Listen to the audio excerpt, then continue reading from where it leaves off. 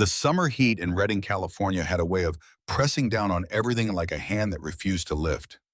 It settled into the cracked asphalt of Pine Street, soaked through the tin roofs of the old warehouses near the Sacramento River, and found its way into the shoulders of anyone foolish enough to stand under the noon sun without shade.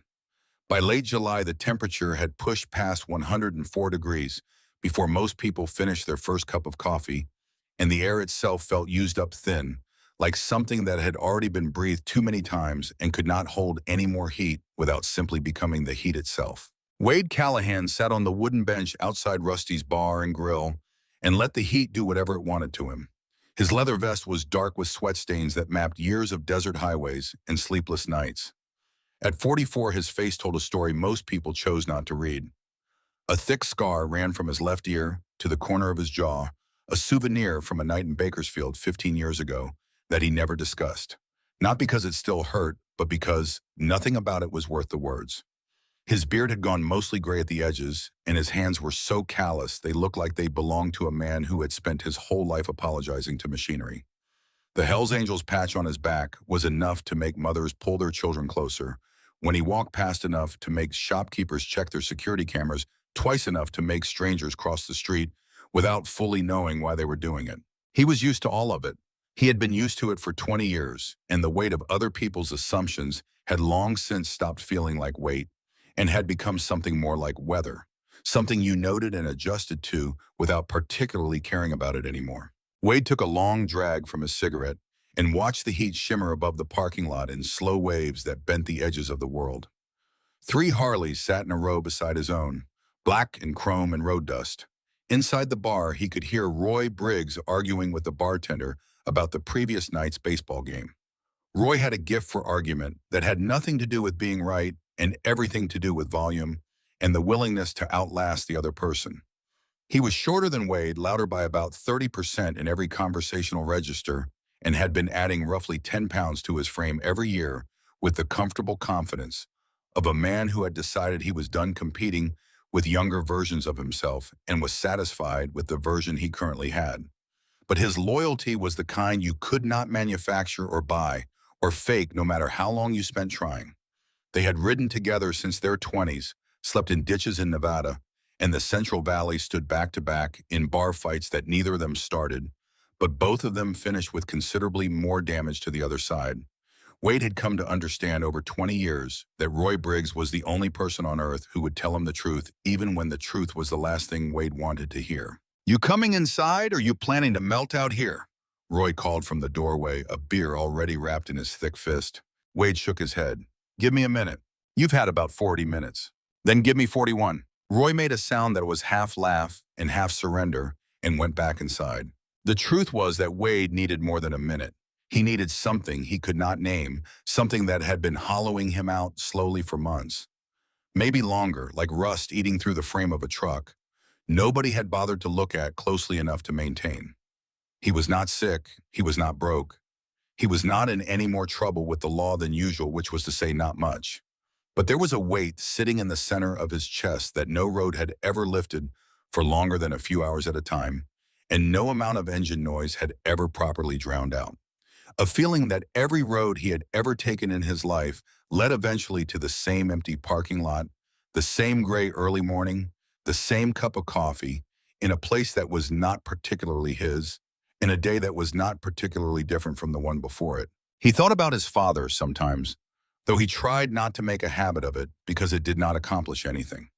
Leonard Callahan had been a sheet metal worker in Shasta County, big hands, a quiet voice, and a temper that only showed itself when he drank, which was every night after Wade's mother packed her 2 suitcases and left for Sacramento with a man named Gerald, who sold insurance and had a better disposition. Wade was 13 when he started sleeping at friends' houses to avoid the particular quality of silence in a house where a man was deciding each evening whether to be angry or just hollow. He was 15 when he left for good, walking out the back door at 2 in the morning with a duffel bag over one shoulder and no particular destination in mind, only the absolute bone-deep certainty that anything at all was better than staying. He heard his father died of a stroke 8 years later in a hospital room in Redding with no visitors on record. Wade had not gone to the funeral. He told himself he did not care. For most of his adult life, he had almost believed it. That afternoon, he rode north on Route 299, not heading anywhere with intention, just needing the wind and the noise and the blur of pine trees scrolling past on both sides of the road. The whiskey town's Shasta Trinity area spread out around him like a cathedral, built before anyone was keeping track of such thing. Douglas firs and ponderosa pines climbing the hillsides in dense silent columns, the air thick with the smell of warm earth and dried pine needles baking in the afternoon heat, the road curving along the mountain edge in long, sweeping arcs that required his full attention and gave his mind permission to go quiet for a few miles. He leaned into each turn with the mechanical ease of a man who had spent half his life on two wheels and trusted the machine beneath him in a way he had never managed to trust very much else. He pulled off near Crystal Creek, where a dirt path dropped down to a picnic area that had not seen a family in several weeks. The tables were weathered to a pale silver gray. Beer cans and a crushed chip bag lay scattered in the fire pit. Wade killed the engine and sat in the sudden silence for a moment, listening to the creek move over the rocks below, listening to the Stellar's jays argue in the pine canopy above, listening to nothing in particular, and finding that for a few minutes it was enough, and then gradually it was not quite enough anymore. That was when he heard it. A small sound barely audible above the water and the birds. Not an animal, not the wind working through the pine needles. It was the sound of a child crying muffled and worn thin, the way crying sounds when a person has been at it so long that the body has nearly exhausted what it needs to keep going, when the grief has burned through its own fuel supply and is running on something closer to reflex than feeling. Wade stood slowly, his boots crunched on the gravel as he moved toward the tree line. The sound came from deeper in the woods past a thicket of manzanita with its dark red papery bark and a scatter of fallen branches going soft with dry rot. He pushed through thorns catching on his vest and stopped. A girl sat with her back against the base of an old valley oak, her knees pulled tight to her chest, her arms wrapped around them so tightly that her small knuckles had gone white at every joint. She was no more than 7 years old. Her dark brown hair was tangled with leaves and small twigs. Her face was streaked with dirt and the dried tracks of many hours of tears, the salt lines crossing her cheeks in patterns that told him she had been crying and stopping and crying again for a very long time. Her thin cotton dress was torn at the hem and printed with faded yellow flowers that had probably been brighter when it was new. She wore no shoes. The soles of her feet were scratched and dark with mud, and some of the scratches had bled and dried in thin dark lines across her skin, old enough to have darkened but too recent to have begun healing. She looked up when he stopped, and for one long moment her eyes went very wide with something close to panic. She saw the beard and the scar and the size of him and the leather and the patches and all the things that people registered when they looked at Wade Callahan, all the things that made them cross streets and pull their children close and check their cameras. But she did not run. She was too tired to run, too hungry, too far past the place where running was still an option. And perhaps she had already learned something about the world that most children do not learn so early, which is that the things you are supposed to be afraid of are sometimes the only things left standing between you and something worse. "I hid in the woods all night," she whispered.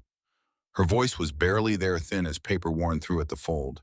"I was scared of the dark. I was scared of everything." Wade Callahan, who had faced down men with genuinely bad intentions in worse places than this, who had ridden through mountain thunderstorms on two wheels and felt nothing but the pure mechanical pleasure of the machine beneath him, handling the road, who had once broken a man's jaw with a single measured punch in a parking lot in Sacramento and walked away from it without particular feeling, felt something crack open inside his chest. Something that had been sealed for a very long time, sealed so thoroughly and so carefully that he had stopped being aware of the sealing and had begun to mistake it for the natural condition of things. He moved slowly. He crouched down, making himself as small as a man his size could reasonably manage. He kept both hands visible and his voice lower than he had used it in years. "Hey, nobody's going to hurt you. My name's Wade. What's yours?" The girl blinked. A fresh tear rolled through the dirt on her cheek, finding the path left by the ones before it. "Nora," she said. "My name is Nora." He did not move for a long moment. He stayed there on one knee in the dry pine needle duff, approximately 3 feet from the girl, close enough to see the scratches on her forearms and the trembling in her lower lip with each slow breath, and the exact pale green of her eyes catching the filtered afternoon light coming through the canopy above them. He had no training for this. He had no script prepared. Every instinct he had built over 20 years told him to call someone and walk away from this, that it was not his problem and not his world and not his category of situation. He was a man who understood engines and roads and the clear established hierarchy of a motorcycle club. He was not a man equipped for a 7-year-old girl crying alone in a forest. But Nora's eyes held him in place in a way nothing else had managed to hold him in longer than he could accurately measure. They were pale green, almost gray in the filtered light, and they looked at him with a combination of fear and something else he could not immediately name. He named it after a moment. It was hope, desperate and unguarded, and completely directed at him and at Wade Callahan, who had spent 20 years being looked at with suspicion and distance and the careful wariness of people who had already decided what he was before he opened his mouth. No one had ever looked at him and hoped. "Nora," he said quietly, "how long have you been out here?" She shrugged. The motion was so small it barely registered. "Since yesterday? Maybe before yesterday. I don't know." "Are you hurt anywhere?" She shook her head, then paused and looked down at her feet and then back up at him. "My feet hurt," she said, as if admitting a weakness she felt she should have been managing better than she was. Wade unzipped the saddlebag he had carried down from the bike, a battered leather pouch that held a water bottle, a small wrench he carried by habit, and a pack of beef jerky that was there for no particular reason except that he sometimes got hungry on long afternoon rides and had stopped planning further ahead than that. He held out the water bottle first and said nothing, just held it out and waited. Nora stared at it for a moment with the particular stillness of someone deciding whether to trust, then reached with both hands and drank so fast that water ran down her chin and soaked the front of her dress. "Slow down," Wade said quietly. "You'll make yourself sick." She slowed. She gasped. She drank again more carefully, taking the water in controlled swallows. When she finished, she looked at him with an expression that opened something else in his chest, pure and completely unguarded gratitude, the kind that a 7-year-old has not yet learned to moderate or protect herself with. He gave her the jerky. She ate it in small, urgent bites, the way a creature eats when it expects the food to be taken back before it can be finished. "Where's your mom?" "Nora, where's your family?" The question changed her face immediately. The gratitude retreated and something older came forward to replace it. Something that arranged itself on her features with a practiced ease that no child her age should have developed this fluency in. Something that had been worn smooth through repetition. "Mama left," she said in a flat, even voice that carried no particular emotion because the emotion associated with this fact had been used up in some earlier accounting. "She said she was going to the store. She told me to wait inside. I waited a long time and then it got dark and I got scared and I went outside to look for her and I couldn't find the trailer again. I just kept walking and then I was in the trees and I couldn't get out." Wade's jaw tightened until he could feel it in his back teeth. He knew the shape of this story, not the specific version of it, but the architecture of it, the particular way certain kinds of abandonment arrange themselves into a narrative that children learn to tell with a flatness that was more devastating than any tears could be because the flatness meant the tears had already been used up long before this moment. He had lived inside that architecture himself as a boy. He had told similar stories with a similar flatness, because you learned early that the emotion did not help anything move forward, and the flatness at least let you get through the telling. He checked his phone, no signal. Too deep in the trees, too far from any tower. "Okay, Nora, here's what we're going to do. I'm going to carry you to my motorcycle, and we're going to ride into town where there are people who can help you. Is that all right?" She hesitated. Her eyes moved to his vest and the patches and the worn leather, then came back to his face. She was calculating something with the slow, deliberate care of a child who had learned not to make decisions quickly, who had learned that the person you chose to trust was often the wrong choice. She was weighing the fear of him against the fear of being alone in these trees when dark came again. "You won't leave me?" she asked. The question hit Wade somewhere below the sternum, somewhere he had not expected to be hit. He had been left. He had left others. He had spent his entire adult life constructing himself carefully around the premise that he would never need anyone enough to be seriously damaged by their absence, and the few times that premise had failed him, the damage had been considerable, and he had not repeated the error. And now this girl, this tiny, barefoot, dirt-streaked, 7-year-old girl, was asking him for the one thing he had never successfully given to anyone or received from anyone in 44 years of living. "I won't leave you," he said. He meant it. He did not fully understand how he knew that he meant it, but he did with a certainty that bypassed every deliberating, risk-assessing part of his mind and settled somewhere deeper. Nora let him pick her up. She weighed almost nothing less than he had expected, even knowing how small she was. Her arms went around his neck and she pressed her face against his shoulder and held on with the grip of someone who has been holding on with everything they have for a very long time and is not prepared to let go of anything solid. Wade carried her through the manzanita and the fallen branches and the afternoon heat back through the tree line to the gravel road where his Harley waited in the sun with its chrome catching the light.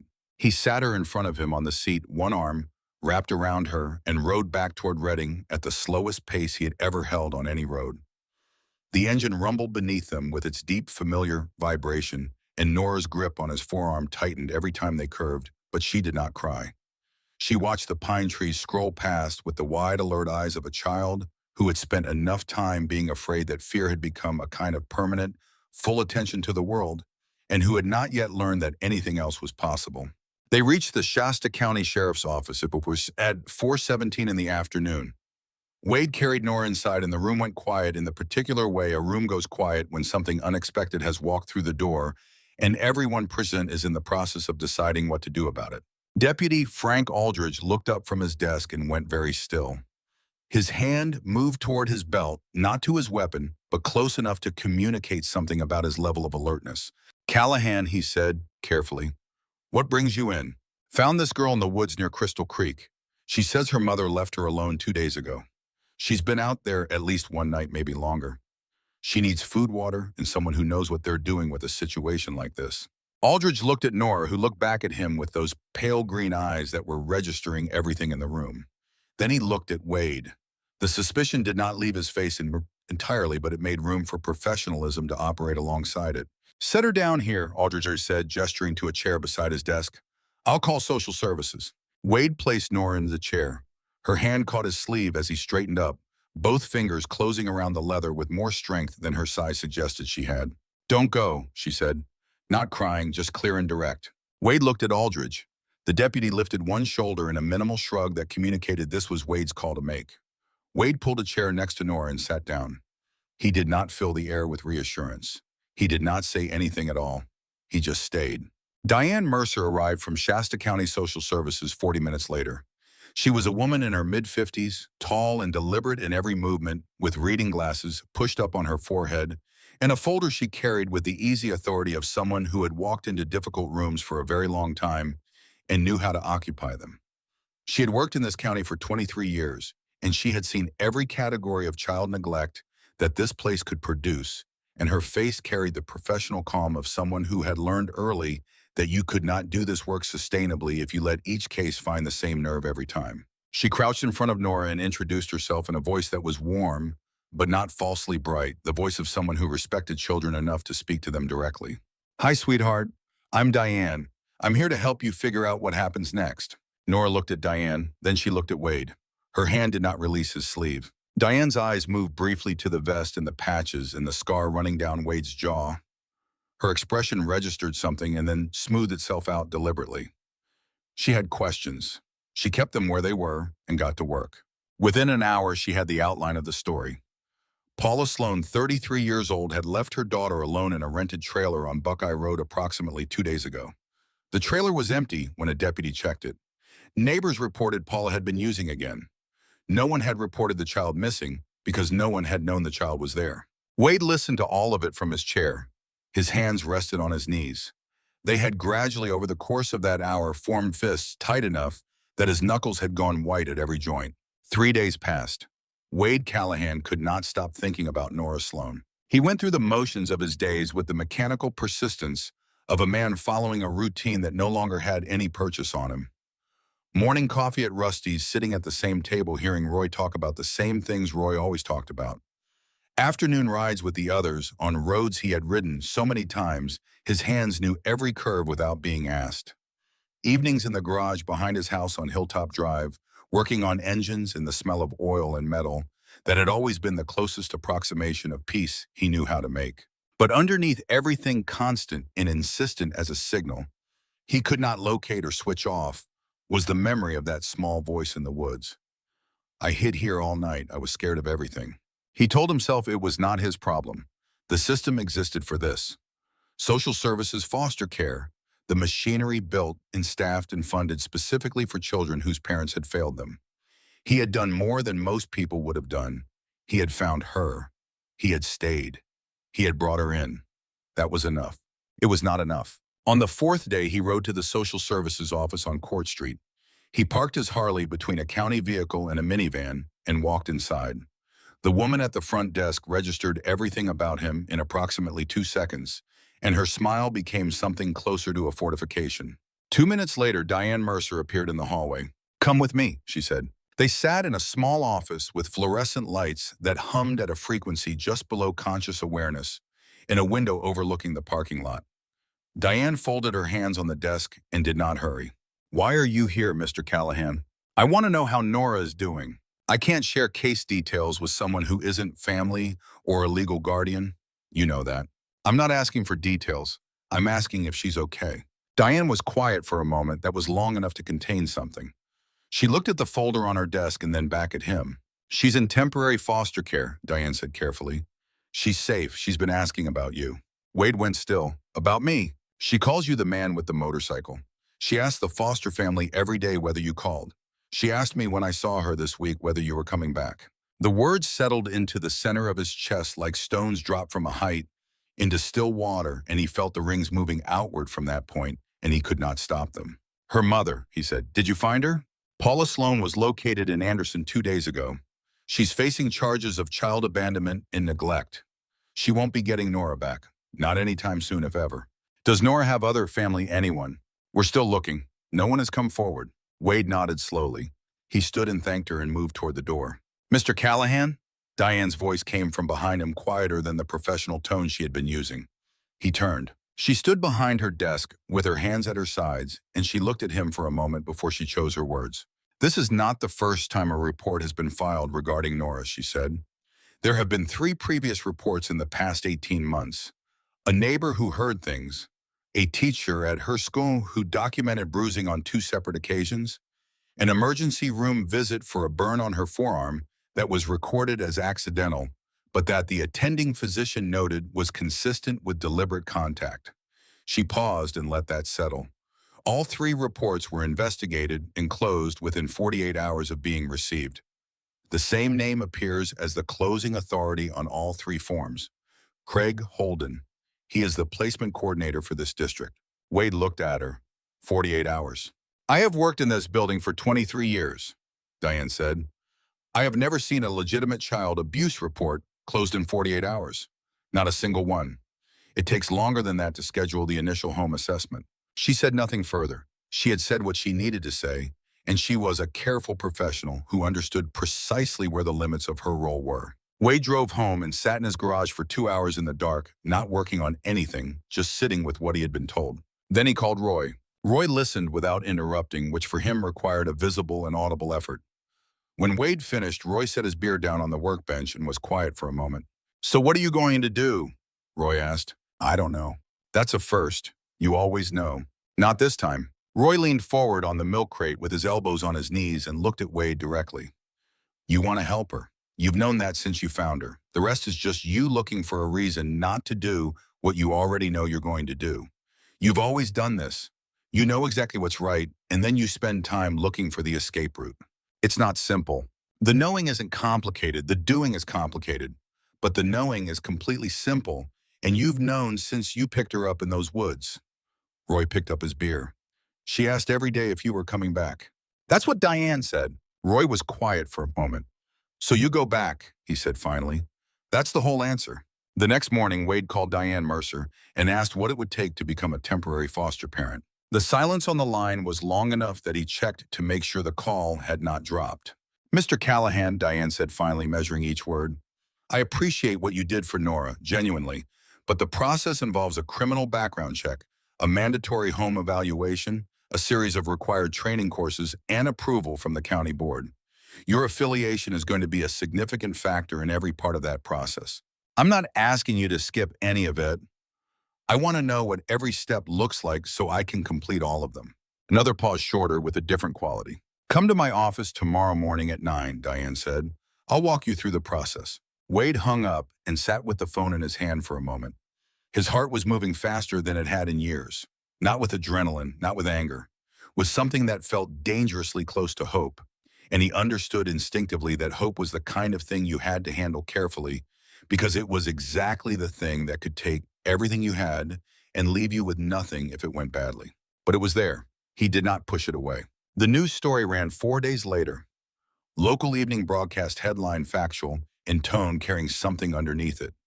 Comments online split roughly down the middle between people calling him decent and people raising questions about a man with his affiliations and record being anywhere near a child. Wade read the comments once and closed the laptop. Boyd Garrett called 2 days later. Boyd was the Reading chapter president, 56 years old, lean and watchful with a voice that never needed to rise and eyes that missed nothing. I heard you're looking into fostering a kid, Boyd said. That's right. You understand what that does to the club's visibility. I understand what it means for Nora if nobody steps up. Boyd studied him across the desk. You're going to bring attention. Media, county workers, people looking for angles.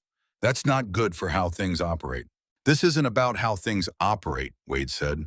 Not for me, not right now. He walked out of the clubhouse and felt the door close behind him. He walked to his bike and sat on it in the afternoon heat and felt the weight of what that door closing meant. 20 years of riding with those men. He had bled with some of them. He had covered for others in ways that cost him. Walking out without looking back was not a small thing. But he started his engine and he rode home. The foster care application process moved with the grinding patience of a system designed for caution. The background check flagged 2 misdemeanor arrests from his 20s, a bar fight in Sacramento, and a trespassing charge near Eureka, neither a disqualifier. 3 mandatory training sessions at the county building. Wade sat in plastic chairs in fluorescent light alongside married couples and a retired teacher and a hospital nurse, and all of them looking at him with varying degrees of uncertainty he registered and chose not to address. He submitted to the home inspection. He spent 2 full days cleaning the house on Hilltop Drive until everything reflected correctly, and the spare bedroom, which had been holding stored boxes and old gear and engine parts he had been meaning to sort for 2 years, held a new bed frame, a dresser from the thrift store on Market Street, and a lamp he had spent 6 minutes choosing between 2 options. He chose the one with butterflies on the shade. The cashier at the thrift store, a woman in her late 60s with silver hair, and the observational patience of someone who has been watching people for a long time, looked at Wade and then at the butterfly lamp and started to say something, and then decided not to. Diane conducted the home visit herself. She moved through each room with her clipboard and checked everything she needed to check and asked questions about his schedule and his income from the machine shop on Hartnell Avenue, where he worked 3 days a week, and his support network and his ongoing relationship with the Hells Angels chapter. He answered every question honestly and without attempting to frame anything in a more favorable light than the reality actually warranted. When she reached the spare bedroom and stood in the doorway looking at the bed and the dresser and the butterfly lamp that was already on, because Wade had turned it on that morning, when he opened the room and had not turned it off, she asked the question she had been building toward since she arrived. Why do you want to do this, Mr. Callahan? Wade leaned against the door frame across the narrow hall. He looked at the room for a moment, at the butterfly lamp and the empty dresser and the bed with its new sheets. The room was small and plain and completely ready. Because somebody should have done it for me, he said, and nobody did. Diane wrote something on her clipboard. She looked up at him, and this time there was something alongside the professional calm, something that had been accumulating across every interaction they had had since the sheriff's office. The county board meets next Thursday, she said. I'll submit my recommendation before then. What will you recommend? She paused in the front doorway. For the first time since they had met, she offered him a smile that was small and careful but entirely genuine with nothing else underneath it. Approval, she said. Provisional with regular check-ins, but approval. That evening, Wade sat in the garage long after Roy went home. The butterfly lamp was in the spare bedroom where it belonged. Outside, the heat had finally softened into something that felt like the memory of a cooler day, and the smell of the pine hills came down through the open garage door and mixed with the smell of oil and iron and warm metal that was his version of home. He sat on the milk crate with a beer going warm in his hand and thought about a little girl asking every single day whether the man with the motorcycle was coming back. Then his phone rang, past 10 o'clock, a number he did not recognize. He answered, "Mr. Callahan." The voice was male, older, deliberate, and unhurried, the voice of someone accustomed to choosing words with care. "My name is Art Decker. I used to ride with the Sacramento chapter maybe 15 years ago. I don't know if you'd remember the name." "I remember," Wade said. "You left, went into government work. Financial investigations, FBI for 12 years, then private sector for 8, now retired. Living outside Reading 3 years now." A pause that was considered rather than uncertain. "I heard what you're doing for that girl. Roy mentioned it when I ran into him. I did some looking after that conversation." Wade went still. "What kind of looking?" "The kind I spent 20 years learning to do. Craig Holden, the man who closed those 3 abuse reports. I pulled his financial disclosure records and cross-referenced them with public filings in Nevada and California." A pause. "There are 3 wire transfers over the past 18 months. The originating account belongs to a holding company registered in Nevada.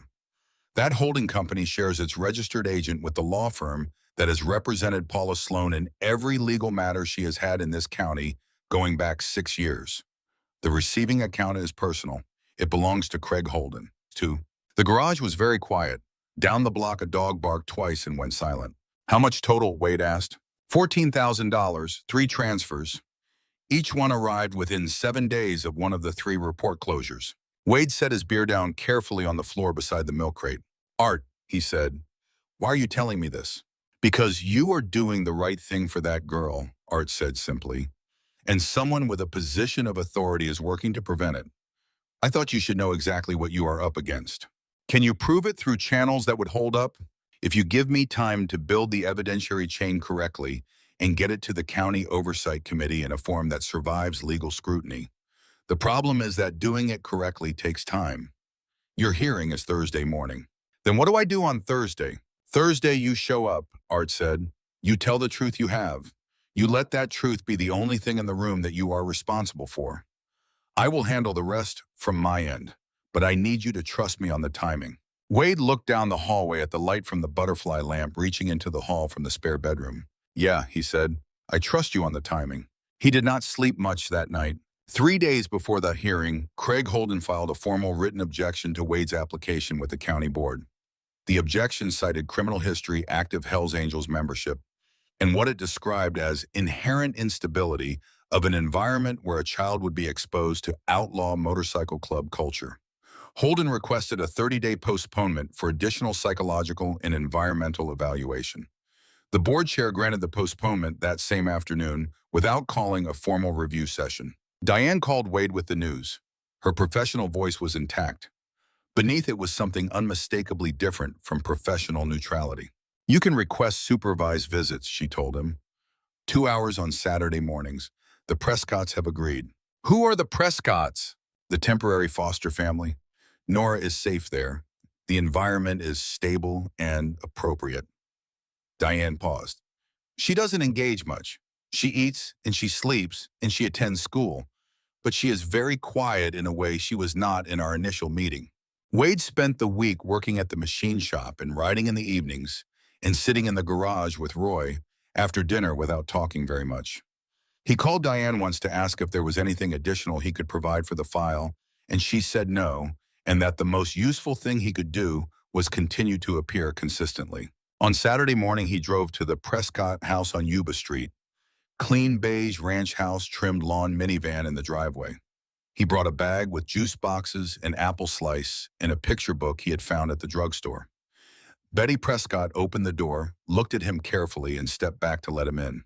Nora appeared at the end of the hallway before Betty could call for her. She walked fast, not quite running, moving with the contained urgency of someone who has been waiting and is not willing to waste a second now that the waiting is over.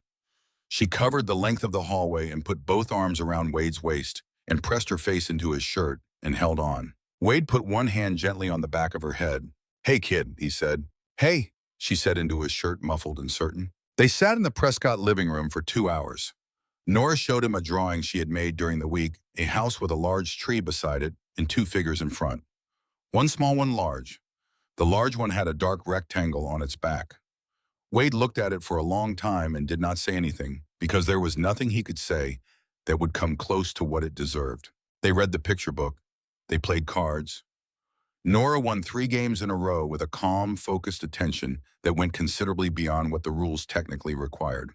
When it was time to leave, Nora walked with Wade to the front door. She stood on the threshold and looked up at him with both hands clasped in front of her, entirely serious. "Are you still trying?" she asked. "Every single day," Wade said, "not stopping." She nodded once satisfied, as if this confirmed something she had already decided about him. Then she went back inside. Wade sat in his truck in the Prescott's driveway for a few minutes. Then he drove home and called Roy. "I need you to make some calls," he said. "What kind of calls?" "The kind you make when something actually matters. Sacramento, Oakland, Fresno, Bakersfield, wherever people will pick up." "What do I tell them?" Wade looked out the windshield at the Reading sky going pale gold toward evening. "Tell them the truth," he said. "Tell them about Nora. Tell them what I'm trying to do. Tell them I could use some company Thursday morning." What Roy Briggs said to riders from 7 chapters spread across 400 miles of California was not organized into an argument. He said it the way he always said things that mattered, directly and without preparation. He told them about a 7-year-old girl left in the woods. He told them about 3 abuse reports closed in 48 hours each by the same man with the same pen. He told them about a brother of theirs who had found her and had been showing up for her every single day since, without anyone asking him to, and without stopping when they made it difficult. Then he asked one question. "We spend our whole lives being told what we are by people who decided before they ever looked at us. Every cop who pulls us over. Every judge who sees the patch before he sees the man. Every stranger who steps off the sidewalk when he hears us coming. Maybe some of that is something we earn. Maybe there are things behind us that we are not proud of. But right now there is a little girl who was left in the woods, and one of our brothers is the only person who stepped up. So I am asking you, are we going to be who they say we are, or are we going to be who we know we are?" Within 48 hours, 63 riders had confirmed they would be in Reading on Thursday morning. The night before the hearing, Wade sat alone in his garage. He was not working on anything. He sat on the milk crate with the overhead light on and looked at his vest hanging on the hook by the door.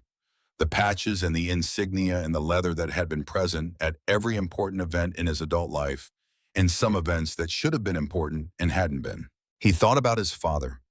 He thought about walking out the back door at 15 in the middle of the night and not looking back. He thought about all the roads since then, all the early mornings on highways. He didn't know all the places that were exactly alike once you had been in enough of them. He thought about what all that motion had let him avoid feeling. He thought about Nora's drawing, the large figure with the dark rectangle on its back. He thought about Craig Holden and $14,000 and 3 reports closed in 48 hours each, and about a little girl with a burn on her arm that had been documented as accidental by people who had been given a reason to call it accidental. He sat in the garage until well past midnight. When he went inside, he laid out his clothes for the morning. Clean jeans, a blue button-down shirt with a collar that he had owned for 3 years and worn approximately twice. Clean boots. He walked back to the garage doorway and stood looking at the vest on the hook. He left it there. He drove to the courthouse at 8:15. The sky above Reading was pale blue and clear from the mountains to the valley floor, and the heat was already establishing itself at that early hour. The streets near the courthouse were quiet. Then the sound started. It began as something felt before it was heard, a deep resonance in the pavement, and in the air simultaneously the particular frequency of many large engines arriving from multiple directions and converging. It grew until it filled the entire width of the valley, a wall of sound that vibrated in the courthouse windows and in the chests of everyone within 3 blocks. 63 motorcycles came down Market Street and the surrounding streets in a formation that took 2 full blocks to contain. They came from Sacramento and Oakland and Fresno and Bakersfield and chapters in between. Some wore their patches, some wore plain clothes. All of them arrived and parked and got off their bikes and stood in the July heat without blocking traffic or making threats or doing anything except being present in numbers that could not be ignored or explained away. Local television news vans appeared within 15 minutes. Cameras swept across the crowd and back to the man standing on the courthouse steps in a button-down shirt without a vest. Roy rode at the front. He pulled to the curb in front of the courthouse and killed his engine, and looked up at Wade on the steps with an expression that did not need words to carry everything it held. Wade looked back at him for a moment. Then he turned and walked inside. The hearing room held a long table at the front where 5 board members sat with their files and their water glasses and the carefully neutral faces of people who make decisions for a living. A court reporter was positioned to one side. Craig Holden sat in the back row in a gray suit, his hands folded precisely on one knee, his expression arranged with the practiced blankness of a man who had been in official rooms long enough to know exactly how to occupy them without revealing anything. Paula Sloan sat across the room with her attorney, Fletcher, a trim, efficient man who moved his papers with practiced economy. Paula wore a neat jacket and held her hands still in her lap with the particular effort of someone working at stillness rather than resting in it. Diane Mercer presented first. She moved through Wade's application methodically. The background check results, the training completion documentation, the home evaluation findings, the 14 supervised visits and the observable changes in Nora's behavior across those weeks, the nightmares less frequent, the appetite normalizing, the wariness with adults gradually softening into something that might, with time and consistency, become trust. Then she set down her clipboard and looked at the 5 board members directly and said something that was not part of her written report. "I have worked in this county for 23 years, she said. "And in that time, I have learned that the best predictor of a good parent is not background, not income, not appearance, not the absence of any particular history. It is the consistent willingness to show up for a child who has been taught by her own experience that no one will. Mr. Callahan has shown up.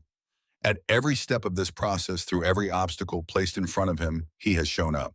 Holden shifted very slightly in his seat. Paula's attorney presented his case: the 30 days of clean testing, the treatment facility documentation, the irreplaceable nature of the biological maternal bond, the absence of any family connection between Wade Callahan and Nora Sloan, the documented history of outlaw motorcycle club affiliation. Board member Patricia Aldrich, a retired school principal with silver hair and the careful attention of someone who had spent decades distinguishing between what people said and what they actually meant, leaned forward. "Mr. Callahan, there are 63 motorcyclists outside this building. Can you explain that?" Wade looked at her without performing anything. "They're my family," he said. "They came because they believe people deserve second chances. Nora does, I do. That's all I know how to say." The board members conferred quietly. Then Diane Mercer placed a document on the table. She set it down without ceremony. 5 pages paper-clipped at the top left corner. She addressed the board chair. "I would like to enter an additional document into the record. This is a comparative analysis of 3 previous reports filed regarding Nora Sloan over the past 18 months. Each report came from a separate source. Each involved a separate incident. Each was investigated and closed within 48 hours of being received." She did not raise her voice. "The same name appears as the closing authority on all 3 forms." She did not say the name. She stepped back. The board chair picked up the document. The other 4 members leaned toward him. The room went completely quiet. At that moment, in the Safeway parking lot across the street, Art Decker sat in a folding lawn chair with a laptop open on his knees and transmitted a complete file to the Shasta County Oversight Committee, copied simultaneously to the Sacramento Bee correspondent standing in front of the courthouse, and to the county district attorney's office. The file contained 3 wire transfer records with complete account documentation, the Nevada registered agent filings linking the holding company to Paula Sloan's law firm, and a precisely constructed timeline matching each transfer to the corresponding report closure within a 7-day window.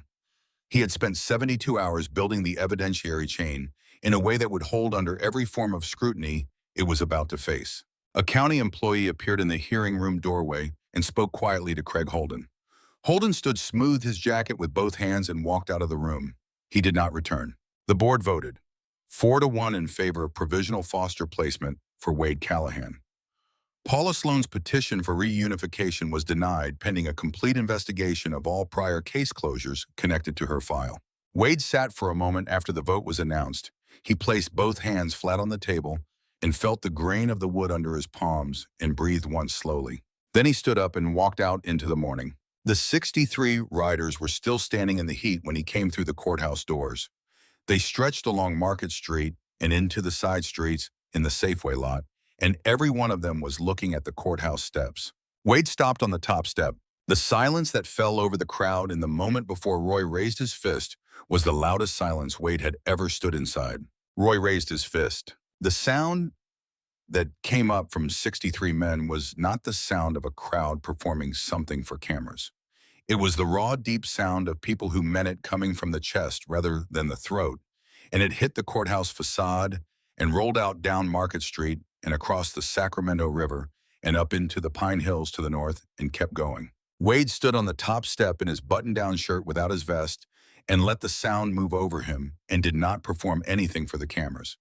He just stood there with tears running freely into his gray-streaked beard, and for the first time in his adult life, he did not try to hide them or redirect them or make them into something they were not. Roy walked up the steps and stood beside him. He did not say anything. He just stood there the way you stand next to someone you have known long enough to understand that some moments need a witness and nothing else. The first night Nora spent in the house on Hilltop Drive, she did not sleep. Wade knew because he did not sleep either. He sat in the living room with the butterfly lamp on its lowest setting, its warm light making a soft pool across the floor, and listened to the sounds from the spare bedroom.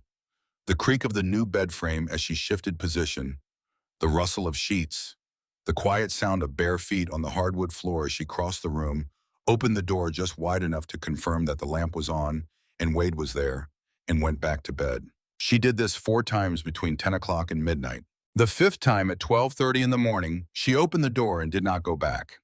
She walked into the living room in the oversized purple t-shirt with the faded cartoon cat that Diane had brought from the county donation supply, and she stood in the middle of the room with her arms at her sides and looked at Wade with her pale green eyes. "I can't sleep," she said. "Me neither," Wade said. "Are you scared?" He thought about the comfortable answer. He had been giving himself and other people comfortable answers for most of his life, and he was tired of the texture of them. "Yeah," he said, "a little." "Of what?" "Of not being good enough at this." Nora considered this with the full gravity of someone taking a question seriously. Then she walked to the couch and climbed up and sat beside him. Not touching, but close enough that he could feel the warmth of her, small and steady. "You found me," she said simply. "That's good enough." They sat together in the lamplight while Redding was quiet around them, and the Pine Hills held the dark outside the windows. After a while, Nora's head tilted sideways and came to rest against Wade's arm. Her breathing slowed and deepened. Her eyes closed. Wade Callahan sat completely still and did not move and did not speak and let her sleep against his arm, and he sat with it. The weeks that followed were a landscape Wade had no map for and was learning one turn at a time. He learned how to make breakfast that a 7-year-old would eat without complaint. Scrambled eggs with no pepper because Nora was particular about pepper. Toast with strawberry jam spread all the way to the edges without exception. Apple slices arranged in a fan on the plate because Nora said they tasted better that way, and he had tested this hypothesis himself one morning and concluded she was correct. He learned the bedtime sequence that had to happen in the same order every night to work. Teeth brushed, face washed, one chapter read, in a voice that was calm and consistent and didn't drop to monotone because monotone put her to sleep before the chapter ended, and she did not like waking up, not knowing how things had turned out. Butterfly lamp turned to its lowest setting, door left open exactly 1 hand's width. He learned that thunderstorms required him to be visibly present without making a production of it, just somewhere in her line of sight until the storm passed. He learned that raised voices, even from television in another room, required a period of quiet afterward before things settled back to normal. He learned that she startled at sudden sounds in a way that needed patience afterward rather than reassurance patience, and the reliable fact of him still being in the room. He adjusted everything accordingly.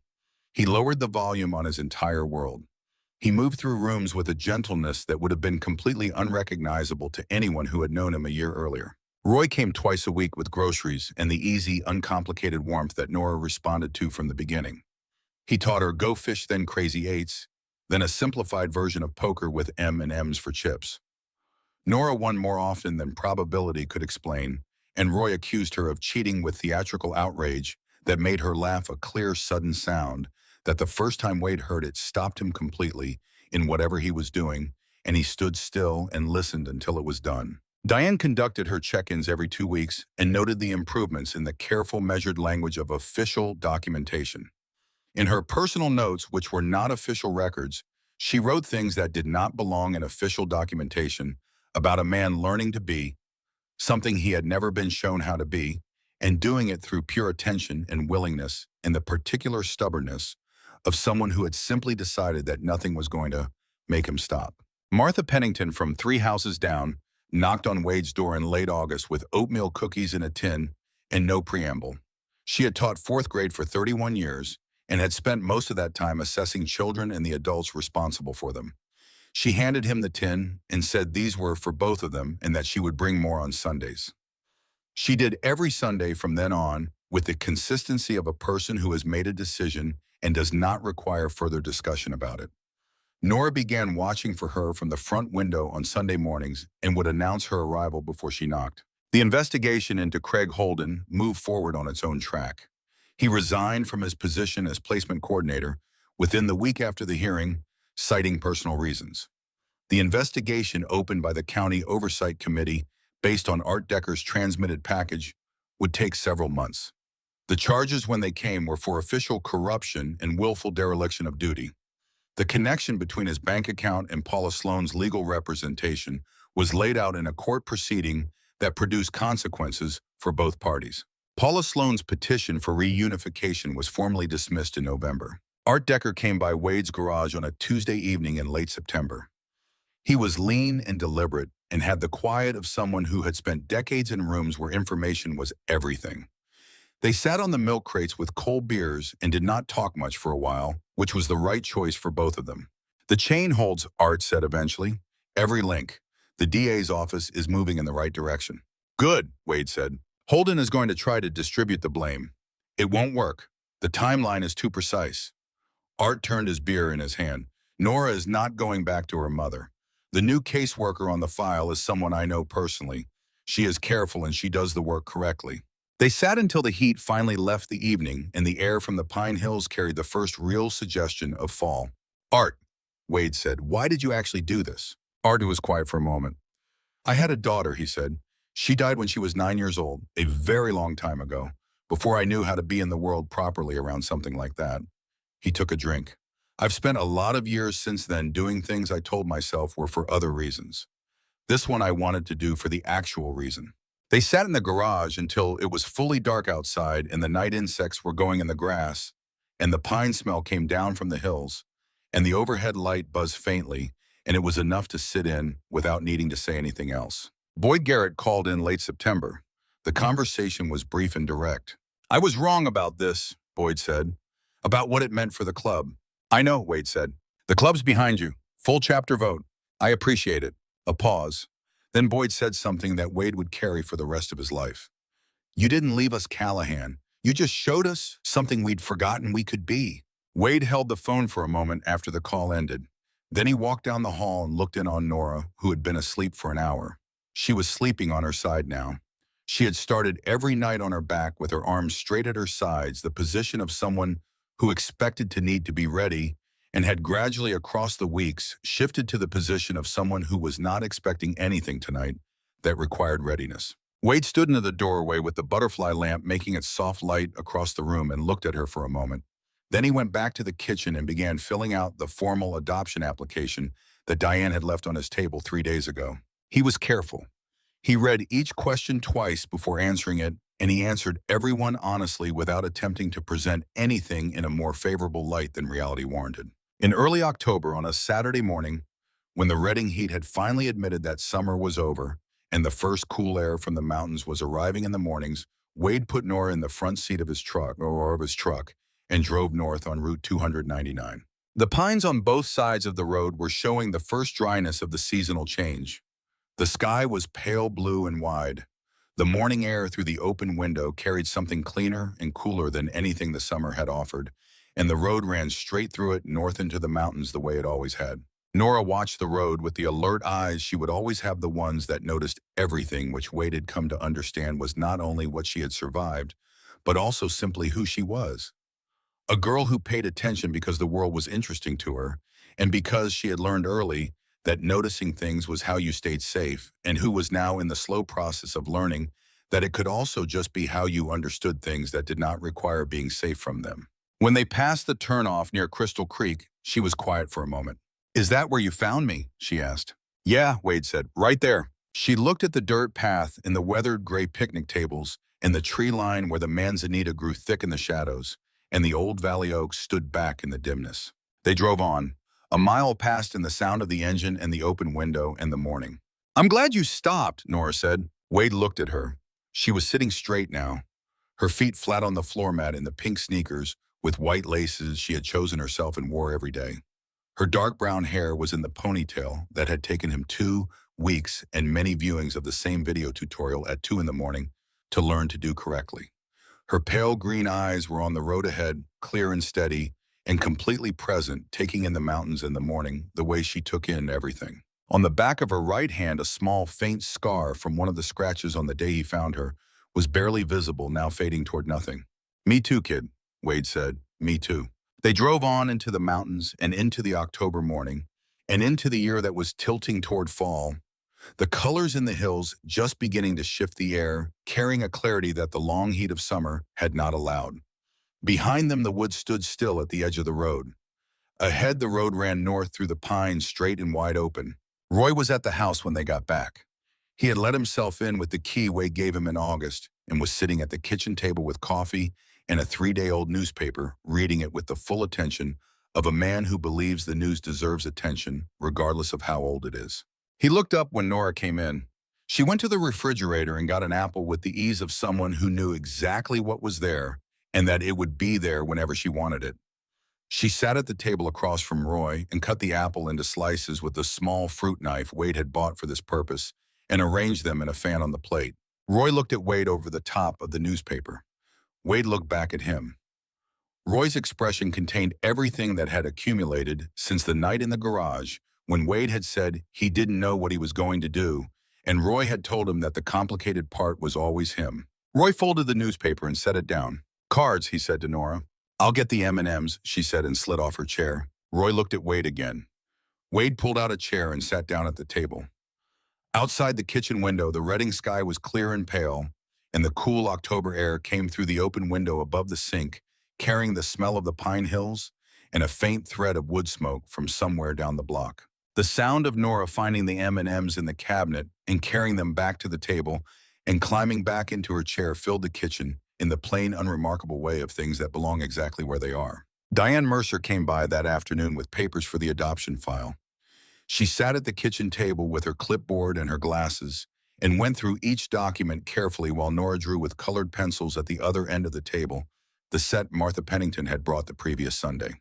At some point, Diane stopped talking and looked across the table at the girl drawing in focused concentration, and then at the man beside her reading the next page in the adoption file with the patient attention of someone who has decided that whatever this process requires, he will provide all of it. She took her glasses off and set them on the table. "Mr. Callahan," she said. Wade looked up. Diane Mercer, who had maintained professional distance for 23 years, because it was the only way to continue doing the work, looked at him without any of the careful neutrality she had carried since the day he first walked into her office. "Thank you," she said, "for not giving up." Wade looked at Nora at the other end of the table, absorbed in whatever she was drawing, the colored pencil moving in careful, deliberate strokes across the paper. The butterfly lamp was on in the hallway behind her, its warm light reaching into the kitchen in a long, soft rectangle across the floor. "She makes it easy," Wade said. The adoption process moved forward with the slowness appropriate to something this permanent.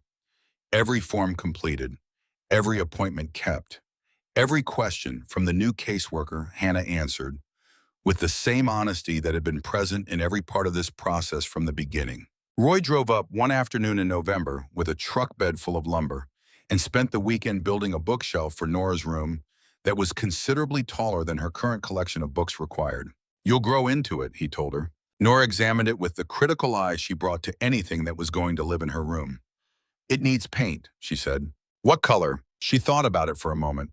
"Green," she said, "the kind of green that's almost blue." That Saturday, the three of them painted the bookshelf the color of a clear sky, just before the first stars appear, which was the color Nora had been thinking of all along.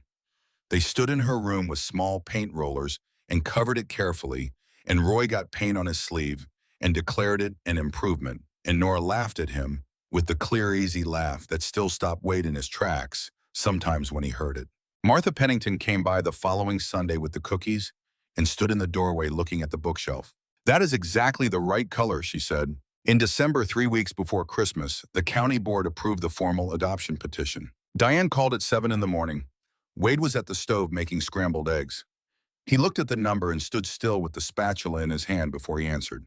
Diane said what she had to say clearly and without preamble, and with something in her voice that 23 years of professional distance could not completely contain. Wade set the spatula down on the counter. He stood at the stove and looked out the kitchen window at the December morning gray and cold and clean, the hills to the north showing their winter colors. He heard Nora's door open down the hall. She appeared in the kitchen in her pajamas with her hair loose and her green eyes slightly squinting in the kitchen light. She looked at Wade standing at the stove with the phone in his hand, and she knew immediately that something had happened because she always knew because that was who she was. "What's wrong?" she asked. "Nothing's wrong," Wade said. He set the phone on the counter. He crouched down to her level the way he had learned to do so the world looked the same size to both of them. "The board said yes," he said. "You're staying. It's official now. You're staying." Nora looked at him. Her face moved through something quickly, a flicker of something he could not entirely follow, and then settled into a stillness that was completely certain.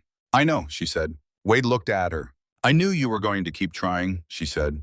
"You said every single day, so I knew." He looked at his daughter, who was 7 years old and had survived things a 7-year-old should not have to survive, and who had looked at a stranger in the woods and decided with the clear, direct judgment of a child who had learned not to waste trust that he was the safe thing in her world, and who had turned out to be entirely right about that in a way that neither of them had fully understood at the time. "Yeah," Wade said, "every single day. That was always the deal." Nora put her arms around his neck the way she had in the forest on the afternoon he carried her out of it, and Wade stayed completely still, with one hand on the back of her head, and let the December morning be exactly what it was. Outside the kitchen window, the sky was gray and clean and cold. Down the street, Martha Pennington was walking her dog in her blue coat. 3 houses away, a car started and backed out of a driveway and drove off down the street.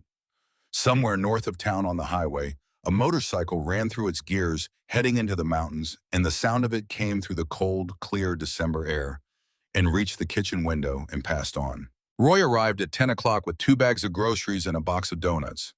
He let himself in through the kitchen door the way he had since August, because this was a house he was welcome in, and everyone present had long since stopped needing that stated explicitly. He set the groceries on the counter and looked at Wade and looked at Nora and looked at the two of them together in the kitchen, with the scrambled eggs still on the stove and the butterfly lamp visible in the hallway, and the bookshelf painted the color of an almost blue sky visible at the end of the hall beyond that. Roy Briggs, who had ridden beside Wade for 20 years on every road California offered, and who had never once in all that time failed to tell the truth when it mattered, looked at all of it and did not say anything at all. He opened the box of donuts and set it in the middle of the table. "Who wants to lose at cards?" he said. The December morning came fully through the kitchen window above the sink, pale and clear and cold, carrying the smell of the pine hills and the particular clean smell of a day that has not yet been used. The 3 of them sat down at the kitchen table together, the girl and the man who had found her, and the man who had told him to go back and keep trying, and they were exactly what they were, which was enough, which was considerably more than enough, which was everything that any of them had needed, and none of them had known how to ask for until the day it simply arrived in the form of a child sitting alone at the base of an oak tree in the forest, with her knees pulled up and her eyes full of hope aimed at exactly the right place. After the hearing, after Roy and the crowd and the courthouse steps and the tears, he did not hide. Wade drove to the Prescott house and picked up Nora himself. Karen Whitfield rode with them from social services to sign the necessary transfer documentation. Nora came out the front door of the Prescott house carrying a small backpack, the only thing that had been truly hers in that house, and she walked to Wade's truck without looking back. Betty Prescott stood in the doorway and watched. Her expression was not unkind. It was the expression of someone who had done what was asked of them and was now watching the outcome from a respectful distance. She raised her hand once as the truck pulled away. Nora saw it and raised hers in return through the back window. Wade watched this in the rearview mirror and said nothing. The drive from the Prescott house to Hilltop Drive took 11 minutes.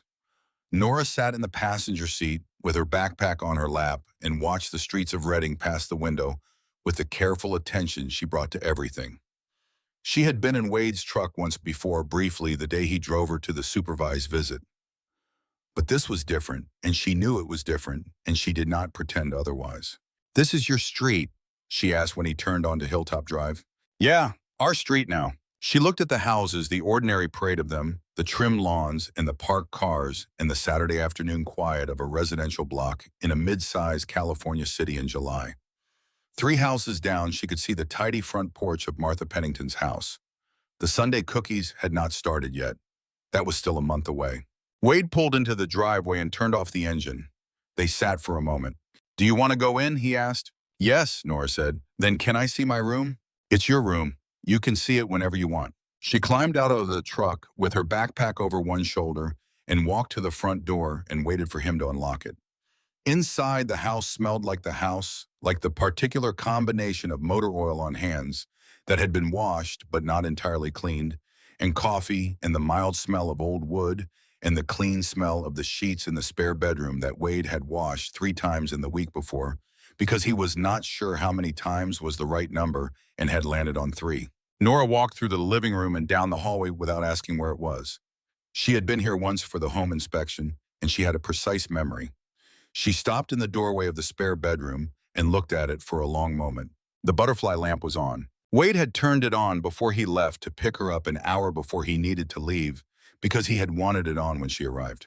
Nora stepped into the room and set her backpack on the bed and looked around at the walls, at the empty dresser, at the closet door standing open with its empty rod visible inside. She turned slowly, taking the measure of the space the way someone takes the measure of something they are going to have to learn to inhabit. Then she looked at Wade in the doorway. "It's good," she said, not enthusiastically, carefully, as if she was making an assessment that mattered and wanted to get it right. "We can change anything you don't like," Wade said. "Paint furniture, whatever. It doesn't have to stay like this." She thought about this. "I want to paint the walls," she said. "Okay, what color?" She thought about it again the same way she thought about everything, with full attention and no rush. "Not white," she said. "White makes rooms feel empty." "What color then?" "I don't know yet. I need to think about it." "Take all the time you need," Wade said. She turned back to look at the butterfly lamp and was quiet for a moment. "I like the lamp," she said.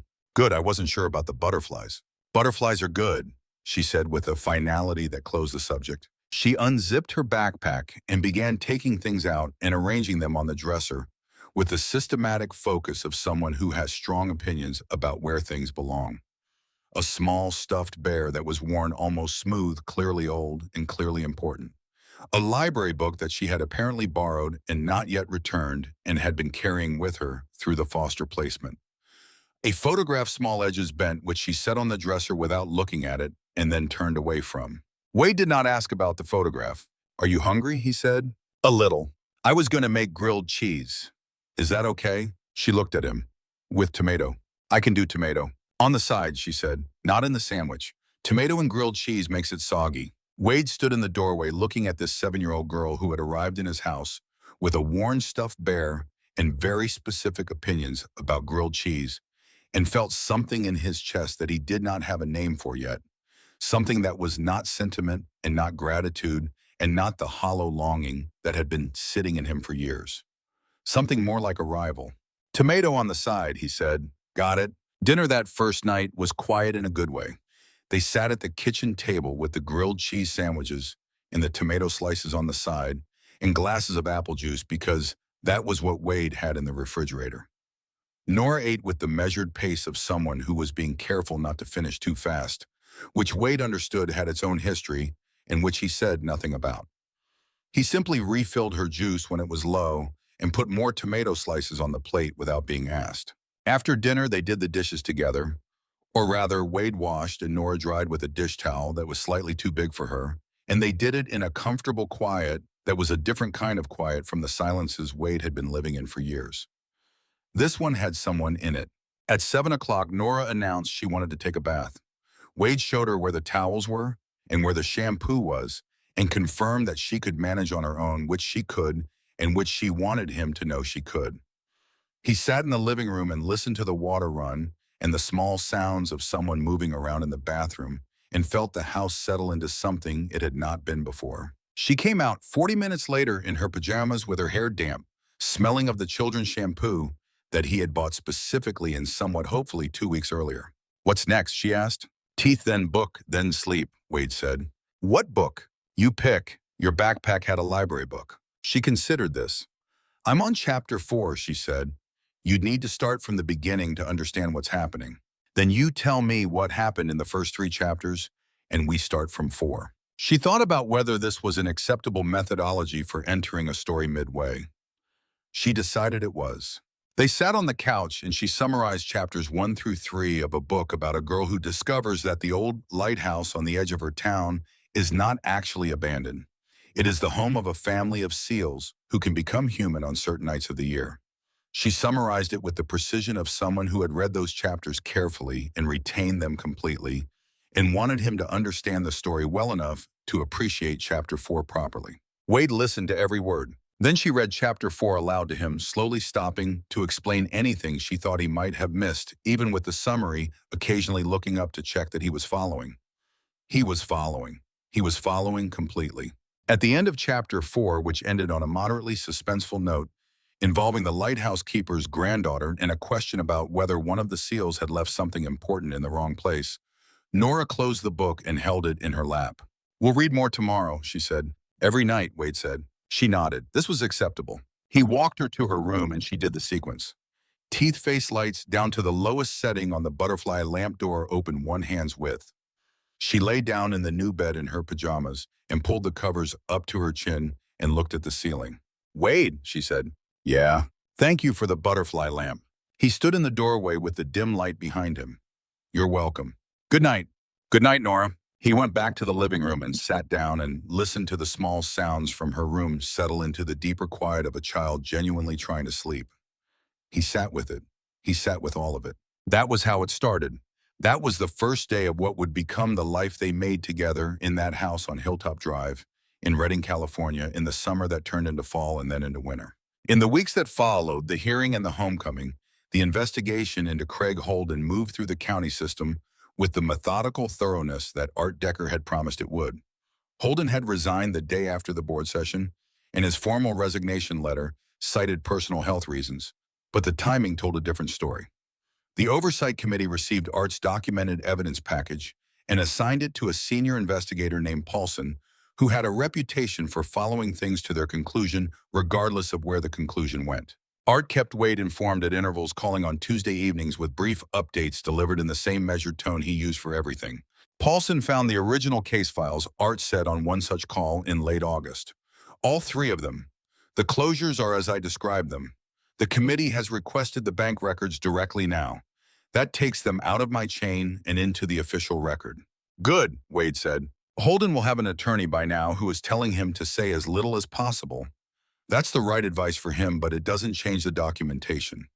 The documentation doesn't need him to say anything. And Paula's attorney, the law firm, they will argue that the wire transfers were unrelated to the case closures.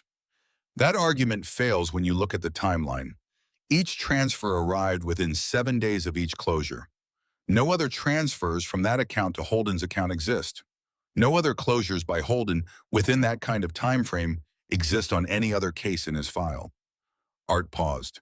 It's a clean evidentiary chain. Paulson knows it. Wade was quiet for a moment. Art, I want you to know what you did matters. Art was quiet on his end of the line for a moment, too. That girl matters, Art said finally. The rest is just paperwork. Paula Sloan entered a second treatment program in September and completed it in November. Her attorney filed a renewed petition for some form of contact, which was assigned to a hearing in early spring. Diane flagged the petition and called Wade when it came through. What does it mean? Wade asked. It means she has the right to request the court consider some form of supervised contact, Diane said carefully. It does not mean she will get it. The investigation into the case closures is now in the record. The emergency room visit is in the record. The judge assigned to the spring hearing has seen both. She paused. I want you to understand your position is strong, but you should have an attorney present at the spring hearing. Wade called Roy that evening.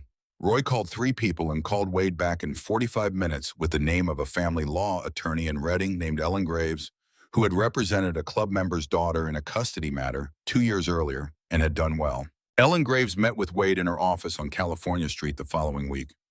She was a compact, brisk woman in her mid-40s with the focused intelligence of someone who had learned to read a situation in its first 5 minutes and act on what she read. She reviewed the file. She asked questions. She took notes in a precise small hand that filled half a legal pad. "Your position is strong," she said at the end of the meeting, which was the same thing Diane had said, and which Wade was beginning to believe. "The adoption approval from the county board is on record. The investigation into Holden and the case closure pattern is on record. The 14 supervised visits and the documented behavioral improvement in the child are on record. Your completion of all required training and evaluation is on record." She set down her pen. Paula Sloan's attorney is going to argue maternal bond in the disruption of family reunification. "I am going to argue documented pattern of neglect abandonment in the 3 prior reports that should have resulted in intervention 18 months ago. And the spring hearing, we go in and we tell the truth," Ellen Graves said. "That seems to be working well for you so far." Wade almost smiled. "Yeah, someone else told me the same thing." The spring hearing came in March. It was a different kind of room from the county board session. Smaller, more formal, with a judge rather than a committee. Ellen Graves sat beside Wade, and Diane Mercer provided a written assessment. Paula Sloan sat with her attorney across a narrow aisle. The judge reviewed the materials. He asked direct questions of both parties. He was unhurried and thorough and gave away nothing in his expression. The petition for supervised contact was denied without prejudice, meaning Paula could reapply after a period of time if circumstances changed substantially. Wade and Ellen Graves walked out of the courthouse together. Ellen shook his hand once and told him he had a strong case going forward and to call her if anything changed. Wade drove home and found Roy sitting at his kitchen table with 2 cups of coffee and the expectant expression of someone who had been waiting for news. "Denied," Wade said. Roy picked up his coffee. "Good." They drank the coffee and did not need to say much else. Nora had not been present at either hearing. She was in school for both. This was intentional and discussed in advance.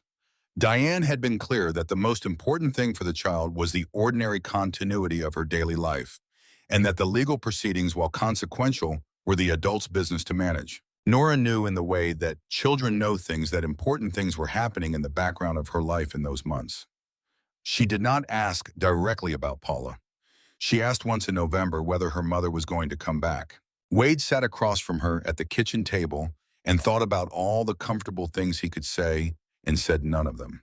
"She's not coming here," he said. "This is your home. That's not changing." Nora looked at him steadily.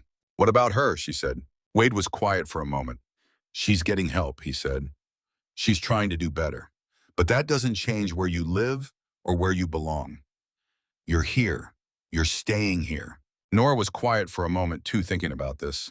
"Okay," she said. That was how she handled most things. She took the information in. She thought about it with her full attention.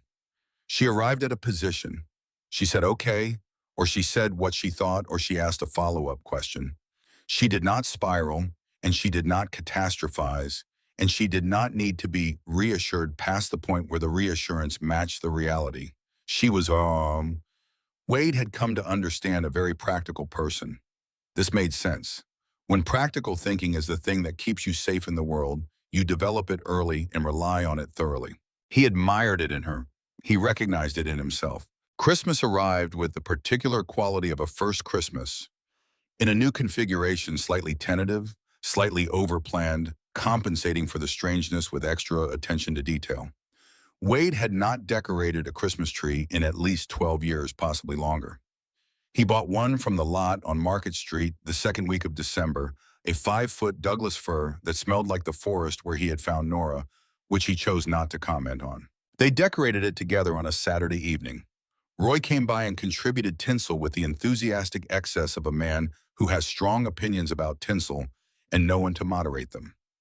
Martha Pennington brought over a box of ornaments that she said she had been meaning to pass along for years, glass bulbs in red and green and gold that had belonged to her late mother, and she sat in the armchair by the window and directed where each one should go with the quiet authority of someone who knows exactly how a Christmas tree should look and is entirely willing to share this knowledge. Nora took the ornament placement very seriously. She held each glass ball up to the butterfly lamp to see the light come through the color before she decided where on the tree it belonged. This process took considerably longer than it might have, but produced, Martha said, the most thoughtfully arranged Christmas tree she had seen in recent memory. Roy was given the tinsel and instructed to apply it evenly. He applied it excessively and unevenly, and Nora redistributed it with patient, meticulous exactness, while Roy watched with the expression of someone who has been corrected by a 7-year-old and finds this entirely acceptable. On Christmas morning, Nora came into the living room at 6:45 in her pajamas and stood in front of the tree and looked at it in the early gray light for a long moment before she did anything else. Wade was already awake, sitting in the armchair with his coffee, watching her look at the tree. She turned to look at him. "Good morning," she said. "Good morning." She looked back at the tree. "It came out good," she said. "Yeah," Wade said, "it did." She sat beside him in the armchair, which was not quite big enough for both of them, but was managed by the simple fact that she was small, and he was willing to move over as far as the armchair allowed.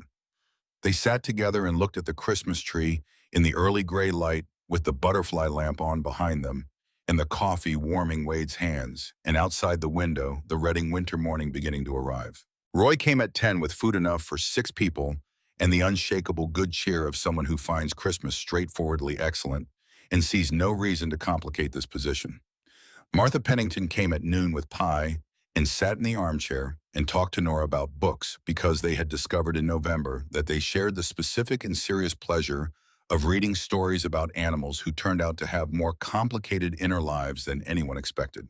Art Decker called in the early afternoon to say Happy Christmas and to report that the DA's office had formally issued charges against Holden on December 22nd.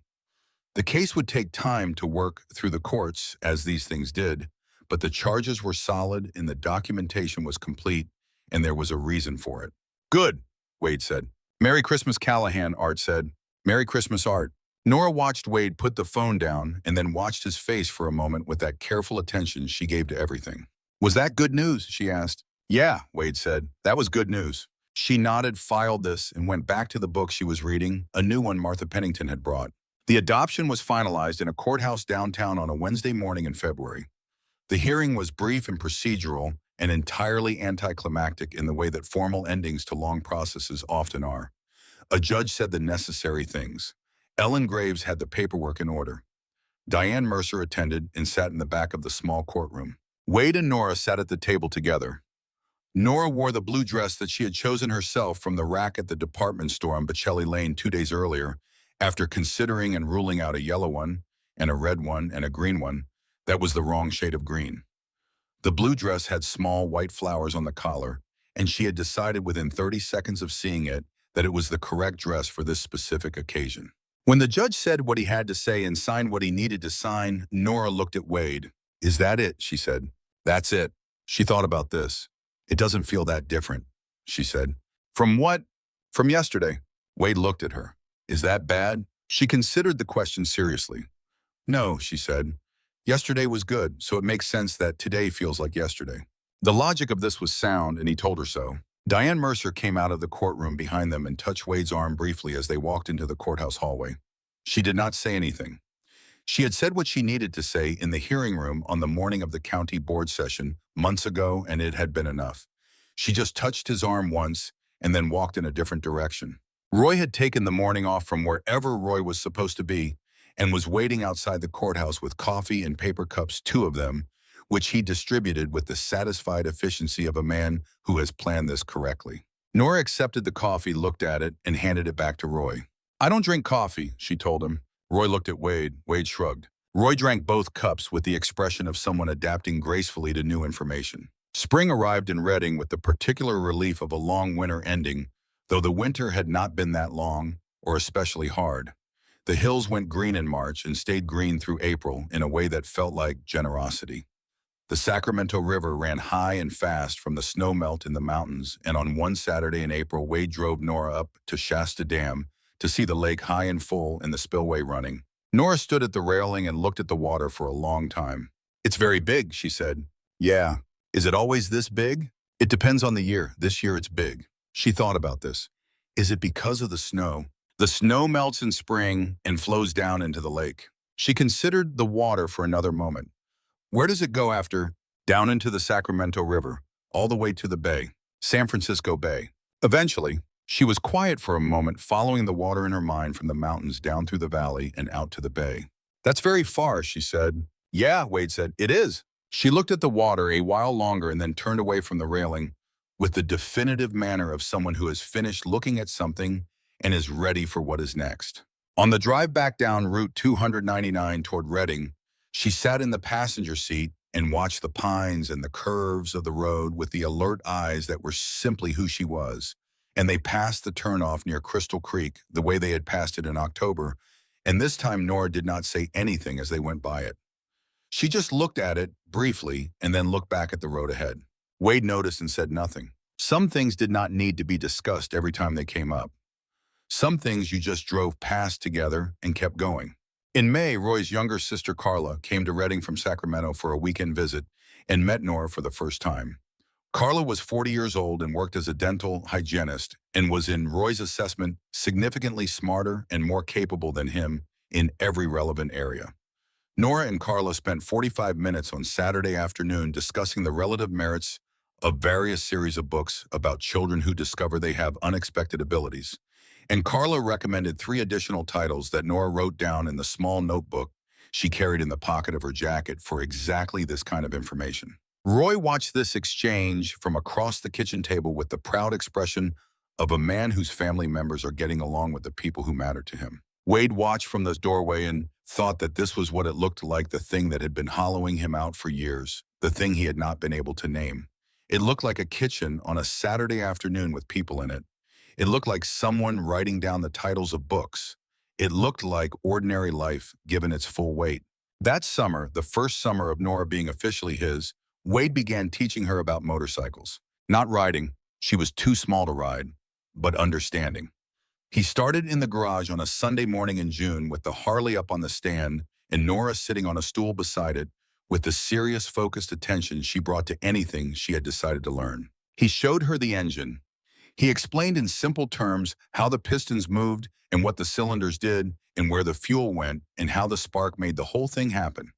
She asked questions that were precise and specific and occasionally revealed that she had already understood more of it than he had credited her for. It's like a really loud heart, she said at one point. Wade looked at the engine for a moment. Yeah, he said, kind of. She thought about this. What happens if the heart stops? You fix it, Wade said. What if you can't fix it? He looked at her. She was asking about the motorcycle, but she was also asking about something else, which was fine. She was allowed to ask about both at the same time. Then you find out what went wrong and you don't let it go wrong that way again, he said. She nodded slowly as if this was an acceptable answer to both questions.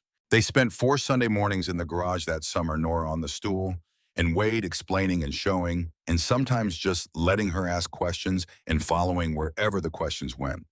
By the end of the summer, she knew the names of the main components of the engine, and she could identify what most of the tools on the pegboard were for, and she understood that the sound the engine made was not random, but was the sound of a very precise series of things happening in the right order at the right time. On the last Sunday in August, sitting in the garage in the late afternoon with the heat finally leaving the day and the smell of the pine hills coming in through the open door, Nora sat on the stool and looked at the Harley on the stand and said something that stopped Wade where he was.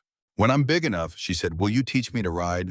He looked at her sitting on the stool with her feet not quite reaching the floor, 8 years old now, wearing the pink sneakers with white laces that were on their second pair because she had worn the first pair through in 6 months. Yeah, Wade said, when you're big enough. She nodded, decision made, filed away for future reference. The world on Hilltop Drive settled into its particular rhythms. Sunday cookies from Martha, twice weekly visits from Roy with groceries and cards, and the easy warmth that had become one of the reliable textures of their life.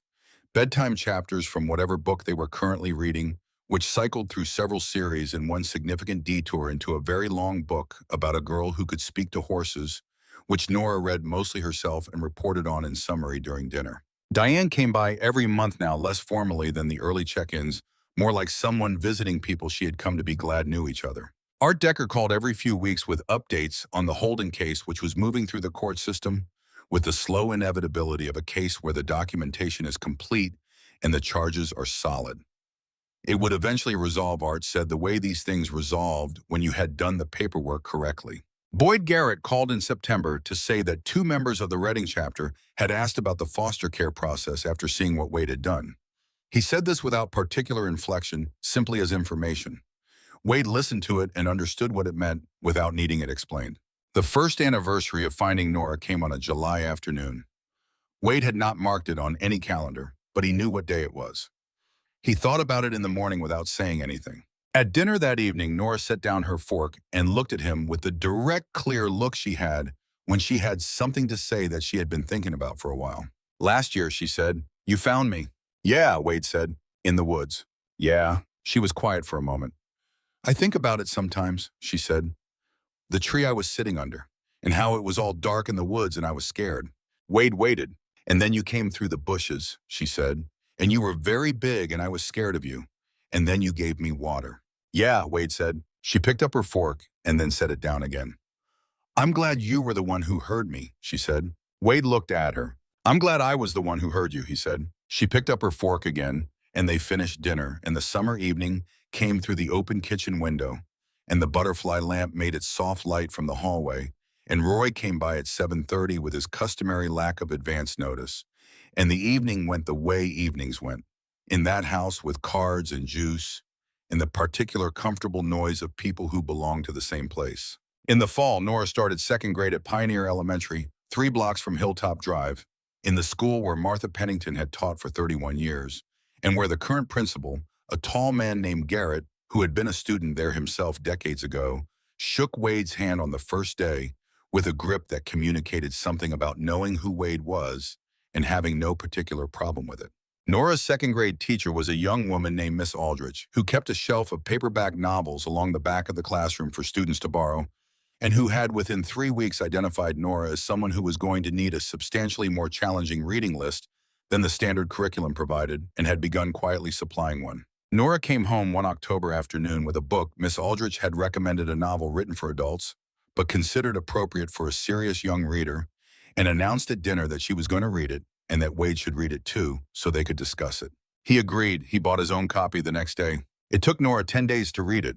It took Wade 3 weeks. They discussed it across 2 separate evenings, sitting on the couch with the butterfly lamp on and the fall rain against the windows, which was the best kind of evening for discussing a book.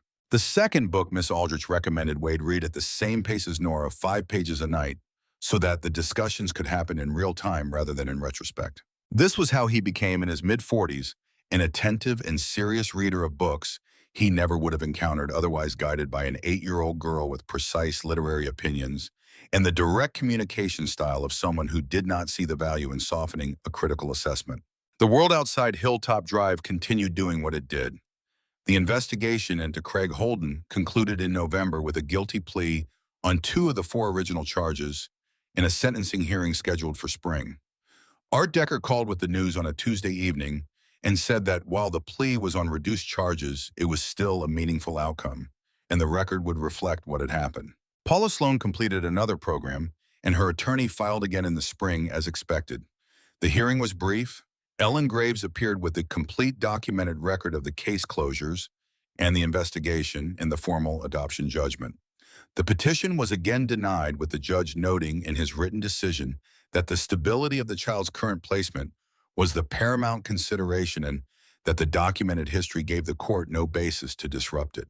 Wade received the news by phone from Ellen Graves on a Thursday afternoon while he was at the machine shop.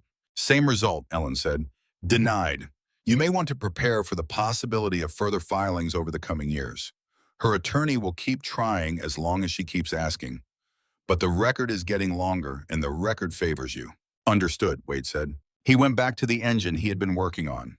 He finished it and washed his hands and drove home and made dinner, and Nora came home from school with a drawing she had made of a horse, which she presented for his assessment with the critical detachment of an artist who wants honest feedback.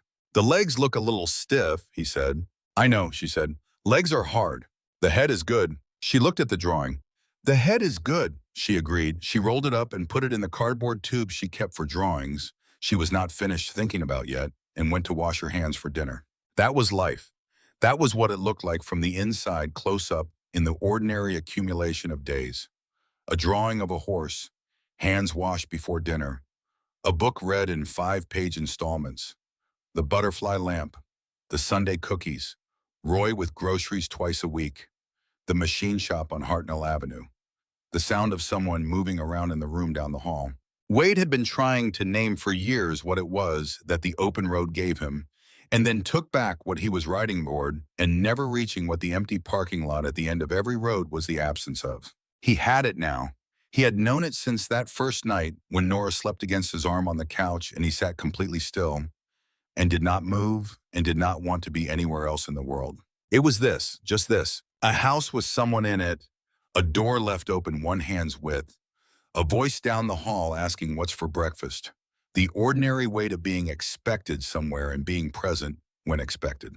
He had ridden through 20 years of highway looking for it. He had found it in 11 minutes of walking through manzanita and dry pine duff to the base of an old oak tree in the forest, where a girl with pale green eyes and dirt on her face had looked at him the way no one had ever looked at him before. With hope. She had been right to hope. He had shown up. He was still showing up. That was the whole of it, and it was enough, and it was everything. On the second summer in August, Roy organized a small gathering at the house. Not a party exactly. 20 people more or less from the Reading chapter, and a few others who had been among the 63 at the courthouse the previous July. They came in the early evening when the heat had softened, and the pine smell came down from the hills, and they sat in the backyard, in the garage, and drank cold beer and ate from the grill that Roy had commandeered and maintained with the focused intensity of a man who takes outdoor cooking seriously. Nora moved through the gathering with the calm self-possession of someone who has decided that a yard full of large tattooed men is not a thing that requires particular management.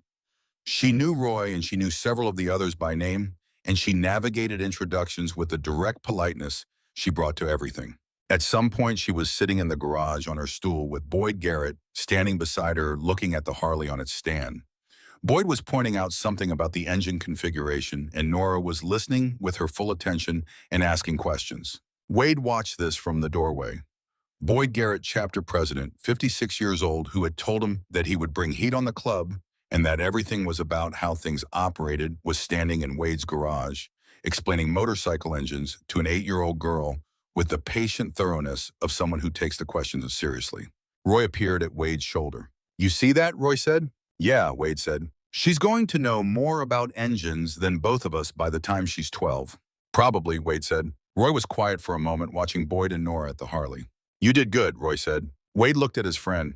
"We did," he said. Roy considered this. He was not a man who accepted credit generously when he felt it was more accurate to distribute it elsewhere, but in this case, he was willing to let it stand because it was true. "Yeah," Roy said, "we did." The evening went on into the dark, and the stars came out over Reading, and the pine hills were dark shapes against a darker sky, and the voices from the yard were the comfortable voices of people who have nothing to prove to each other and know where they need to be more than where they are. Nora fell asleep on the couch sometime around 9 o'clock. Still in her sneakers, one arm across the worn stuffed bear she had brought with her on the first day, and which still lived on her bed, and which she had not explained and did not need to. Wade covered her with the blanket that lived on the couch for exactly this kind of occasion, and left the butterfly lamp on its lowest setting in the hall, and went back out to sit in the yard with Roy and the others in the summer dark. He sat there for a long time listening to the voices around him, and the crickets in the grass, and somewhere distant, the sound of a motorcycle on the highway going north, and thought about nothing in particular, which was a different kind of nothing from the nothing that had been in him before. This nothing was full. This nothing was the sound of a life that fit the shape it had been given, or perhaps more accurately, had grown to fit the shape of what had arrived unbidden in the woods on a July afternoon and had stayed. He sat in the yard until the guests went home in 2s and 3s, and then Roy stayed for one more beer. And then Roy went home too, and the house on Hilltop Drive was quiet. Wade turned off the lights and went inside and checked that the door was locked and the windows were latched the way they always were.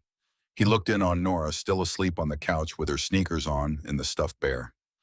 He pulled the blanket up slightly.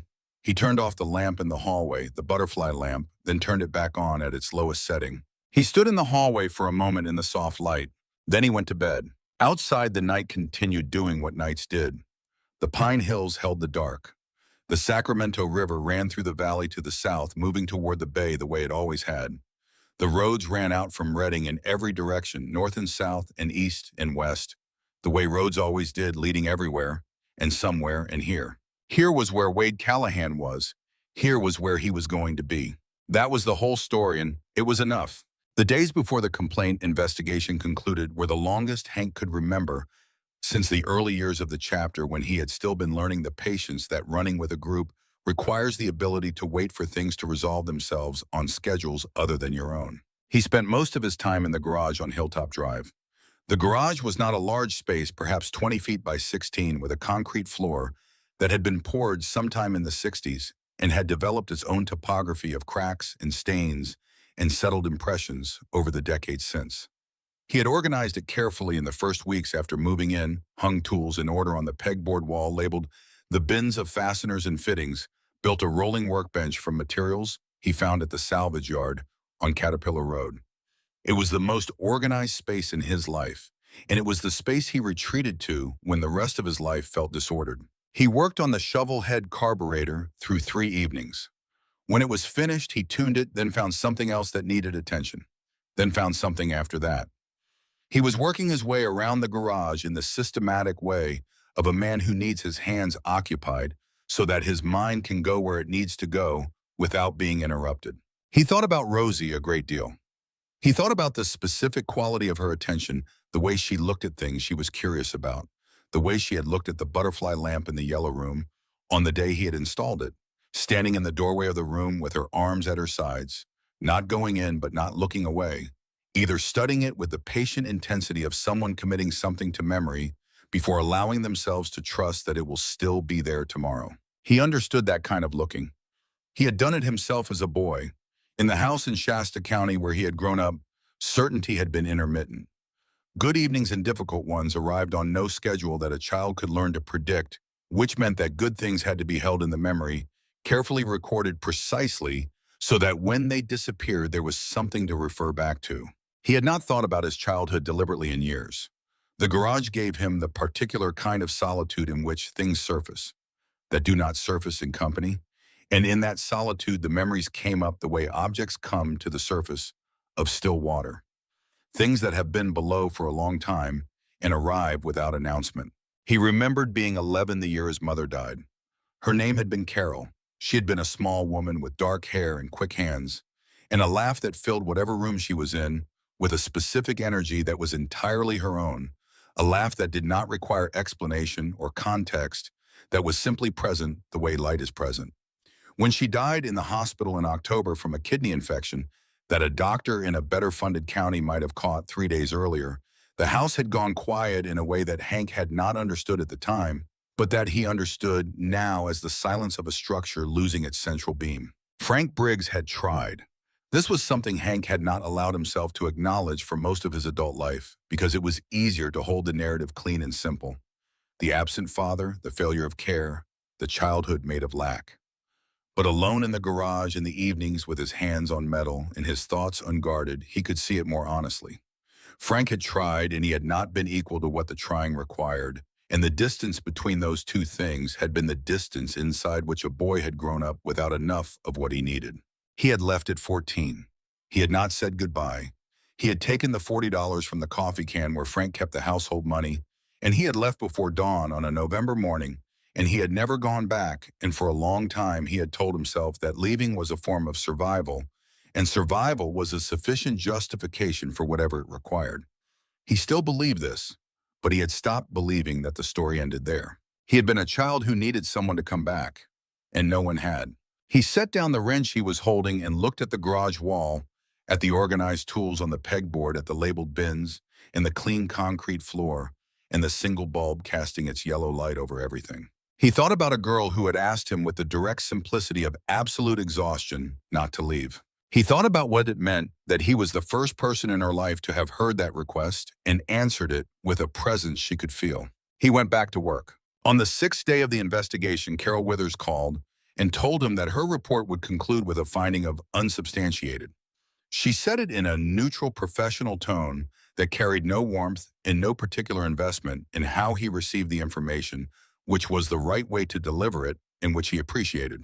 That evening, Wade came by with a paper bag that contained sandwiches from the deli on Pine Street and sat on the workbench stool while Hank sat on the rolling work chair, and they ate without talking much, which was sometimes the most comfortable way to be with someone you had known long enough that silence required no explanation. After a while, Wade said, "I want to tell you something, and I want you to hear it straight." "All right. The guys who showed up for you, the ones who are coming on Thursday. It's not just loyalty.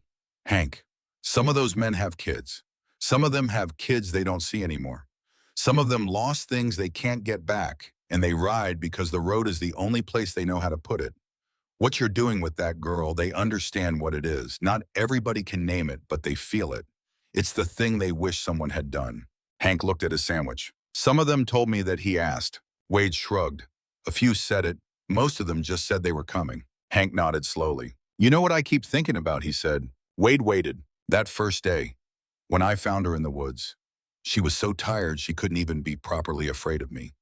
She looked at me like I was the only thing available. Not even like I was safe, just like I was there. And she said she'd been hiding all night because she was scared of the dark. She was scared of the dark, but she was alone in it. And I just keep thinking, how does a 7-year-old girl spend a night alone in the woods, scared of the dark, and still be sitting there in the morning?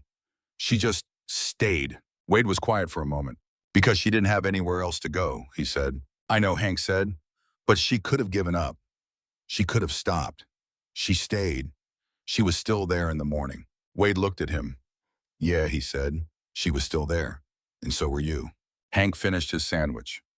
They sat for a while longer in the garage with the single bulb overhead and the smell of oil and metal and the sound of the street outside traffic moving on Hilltop Drive, someone's sprinklers turning on 3 houses down, the ordinary sounds of an ordinary evening in a town that did not know it was about to be part of a story. On the morning of the hearing, before the sound of the motorcycles arrived, Hank had sat in the kitchen and done something he had not done in many years. He had written a list, not a list of things to do, nothing practical, a list of things he intended. He wrote it on the back of an envelope from the county building in the small, deliberate handwriting of a man who writes rarely, but carefully when he does. He wrote, "I will be there when she wakes up. I will be there when she goes to sleep. I will not make promises I cannot keep, and I will keep the ones I make. I will learn what she needs, and I will provide it. I will not leave." He folded the envelope and put it in the breast pocket of the button-down shirt and drove to the courthouse. The envelope was still in his pocket when the vote came in. He had not read it again during the hearing. He had not needed to. The first enemy arrived that same week. A local television station in Reading ran a 90-second segment about the rescue. Hells Angels biker finds abandoned child in Shasta County woods. The piece was factual, but its tone carried an undercurrent of suspicion that Hank could feel even through the small screen of his phone, like a vibration below the audible range. Comments on the station's website split immediately and argued with each other through the night. Some people called him a hero.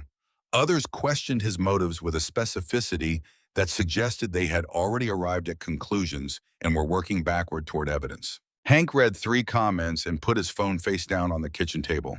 The second enemy arrived in person 4 days later. Earl Boone ran the Reading chapter from a converted warehouse on East Side Road with iron gates and 2 security cameras positioned to cover every approach. He was 54, lean and deliberate, with a habit of keeping his voice at a conversational level, regardless of the content of what he was saying, which made him harder to read than men who shouted. His eyes were the color of creek water in November, and they missed very little. Hank sat across the desk from him in the office at the back of the warehouse. Motor oil and sawdust and old coffee smells. A Polaroid photograph of the chapter on a California run 6 years ago pinned to the wall above the desk. Hank in the back row, younger and harder looking, not smiling. "I heard you're filing to foster a kid," Earl said. "That's right. You understand how that looks for the chapter. I understand how it looks for Rosie Carver if nobody steps up." Earl's fingers drummed once on the desk, then stopped. "You're going to bring attention on us, Hank. Media attention, social workers, county officials poking around our operations. That is not beneficial. This isn't about operations. Everything touches operations." Hank stood, his chair scraped back on the concrete floor. "Not this," he said, "not this time." He walked out of the warehouse and through the iron gate and did not look back. He felt the gate close behind him and understood without having to think about it carefully that something larger than a gate had closed. He had been a member of this chapter for 20 years. He had built his identity inside its structure, its hierarchy, its code of loyalty and silence. Walking away from that conversation felt like pulling a nail from load-bearing wood. But Rosie had been alone in those woods for more than a night, and that fact had rearranged every other fact in his life according to a new priority he had not chosen and could not undo. The foster care application process moved with the grinding deliberateness of a bureaucracy designed above all else for caution.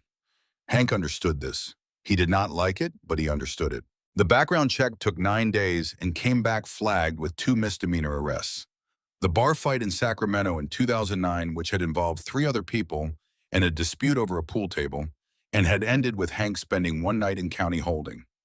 The trespassing charge in Eureka in 2014, which had involved a piece of private land whose boundary markers had been neither visible nor logical. Neither arrest had resulted in a conviction. Neither was an automatic disqualifier. Both required documentation and explanation, which Hank provided in writing in the flat, factual language of someone who was not apologizing for his past, but was not pretending it away either. He attended the 3 mandatory foster parent training sessions in a county building on Cypress Avenue. The room held 12 people at the first session, 9 at the second, 11 at the third. Married couples mostly and single women of various ages. They looked at Hank the way you look at something in a museum that you were not expecting to find in this particular wing, with a mixture of curiosity and uncertainty about what the appropriate response was. He sat in his plastic chair and paid attention. He took notes in a small spiral notebook he had bought at the drugstore on the way over. Some of what they taught he already knew in the way you know things that were never formally taught to you from experience, from watching from having been a child in a failing situation and having observed closely and involuntarily how adults behaved when things were going wrong. Some of what they taught was new. He wrote it down. Between the second and third sessions, he drove to the house on Hilltop Drive and stood in the doorway of the spare bedroom, which had been used for storage since he moved in 3 years ago. It held a broken shelf unit, 2 boxes of motorcycle magazines, a water heater that had been removed and never disposed of, and a significant quantity of things that could not be identified without moving other things first. He spent a weekend clearing it out. He took the magazines to the county recycling facility and the water heater to the metal yard on Old Oregon Trail, and the unidentifiable things to the dumpster at the end of the block. Then he painted the walls. He chose a pale yellow from the hardware store on Market Street because the can said it was called Morning Light and because something about that seemed right for a room that needed to start over. He bought a bed frame and mattress from the furniture clearance place on Hartnell Avenue, a dresser with 4 working drawers from the thrift store on California Street, and a lamp from that same thrift store whose shade had small painted butterflies on it in colors that had faded to something gentle and muted. The cashier at the thrift store, a young man with a name tag that said Brandon, stared at Hank for a long moment while ringing up the lamp and then looked back at his register without saying what he had been thinking.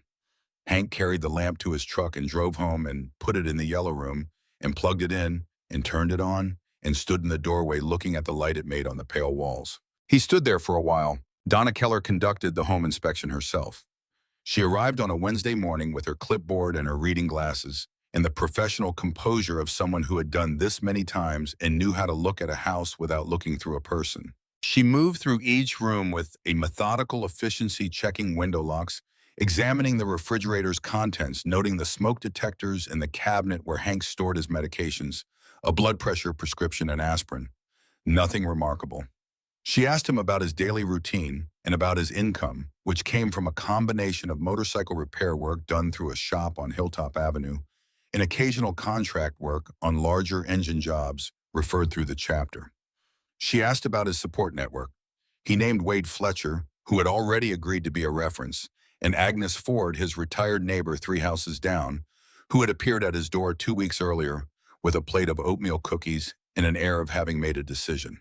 Agnes Ford was 71 years old with white hair cut short and practical and eyes that were sharp and undeceived behind her reading glasses. She had lived on Hilltop Drive for 26 years, and she had watched Hank come and go from the house 3 properties down for 3 of those years with the careful attention of someone who has learned to form opinions slowly and hold them firmly. She had brought the cookies because she had seen the news segment and because she had watched him clean out that spare room through her kitchen window and because she had decided on the available evidence that she knew what kind of man he was, regardless of the patches he wore. He's doing it right, Agnes had told Donna during her reference call in a tone that did not invite counter-argument. I have watched that man sand and repaint a porch in 100-degree heat because a little girl was going to be living there. That is not a man performing. That is a man committed. Donna stood in the doorway of the yellow room on the morning of the home inspection. She looked at the butterfly lamp in the morning light walls, in the dresser with the handles that Hank had replaced because one of the originals was loose, and he had not wanted the drawer to be difficult to open. She wrote something on her clipboard. When they returned to the kitchen, she set the clipboard on the table and looked at him the way people look at things they did not expect to find where they found them. Why are you doing this? He had thought about how to answer this question. He had rehearsed several versions of the answer, some of them honest, and some of them strategic, and some of them somewhere between the two. He discarded all of them when the question arrived. Because somebody should have done it for me, and nobody did. He said. Donna looked at him for a long moment. Then she picked up the clipboard. The county board meets a week from Thursday, she said. I'll submit my recommendation before then. What will you recommend? She paused at the kitchen door. Approval, she said. Provisional with check-ins, but approval. 3 days before the hearing, Ray Decker came to Hilltop Drive. Hank was in the garage behind the house working on a carburetor that belonged to a customer's 1978 shovelhead when he heard footsteps on the gravel and looked up. The man who appeared in the garage doorway was about 40 broad through the shoulders, wearing a clean button-down shirt that was doing the work of suggesting respectability without quite achieving it. His face was smooth and his hair was combed, and his hands were in his pockets in the casual way of a man who wants you to know his hands are in his pockets. Hank straightened up slowly. You Briggs? I am. Name's Ray Decker. I am a friend of Sheila Carver's. Hank set down the carburetor wrench. He did not say anything. He was familiar with this particular kind of conversation, the kind that presents itself as social and is not. Decker looked around the garage slowly. Engine parts, tools, the smell of oil. The yellow light from the single overhead bulb. Heard you're trying to take Sheila's girl, Decker said. I'm filing to be a foster parent. Decker nodded as if this were something he already knew. Just wanted to come by and say hello. Let you know Sheila has people in her corner. Good people. People with resources. That's good for Sheila. Could be good or not good for you, depending on choices you make. The words were perfectly conversational. The inflection did not change. The hands stayed in the pockets. Hank looked at him for a moment. I think we're done here, he said. Decker smiled. Sure, nice garage you got. He walked back across the gravel and out through the side gate, and Hank listened to his footsteps until they were gone. Then he stood in the garage for a long time, the carburetor on the bench beside him, the single bulb buzzing overhead, thinking about the weight of a threat that is never delivered as a threat and therefore cannot be responded to as one. He called Donna Keller that evening and told her about the visit. She was quiet for a moment. I'll note it in the file, she said. Mr. Briggs, I need to tell you something. 2 days ago, I received an anonymous complaint about you. The complaint alleges inappropriate behavior toward a minor.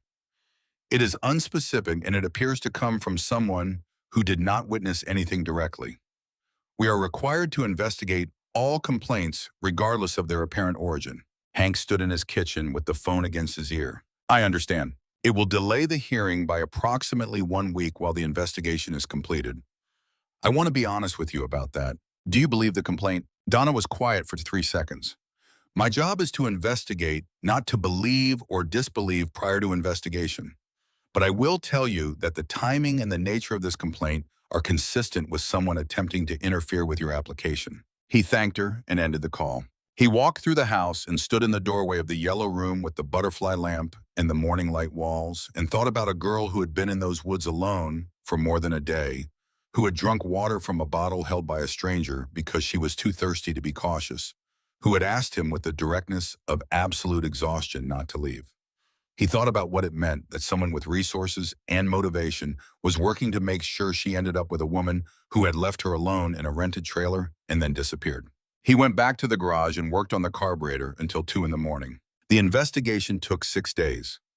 The investigator was a woman named Carol Withers from the County Oversight Office, professional and impartial, who interviewed Hank, twice interviewed Donna Keller, interviewed Deputy Marsh, and interviewed the three people at the social services office who had been present when Hank brought Rosie in.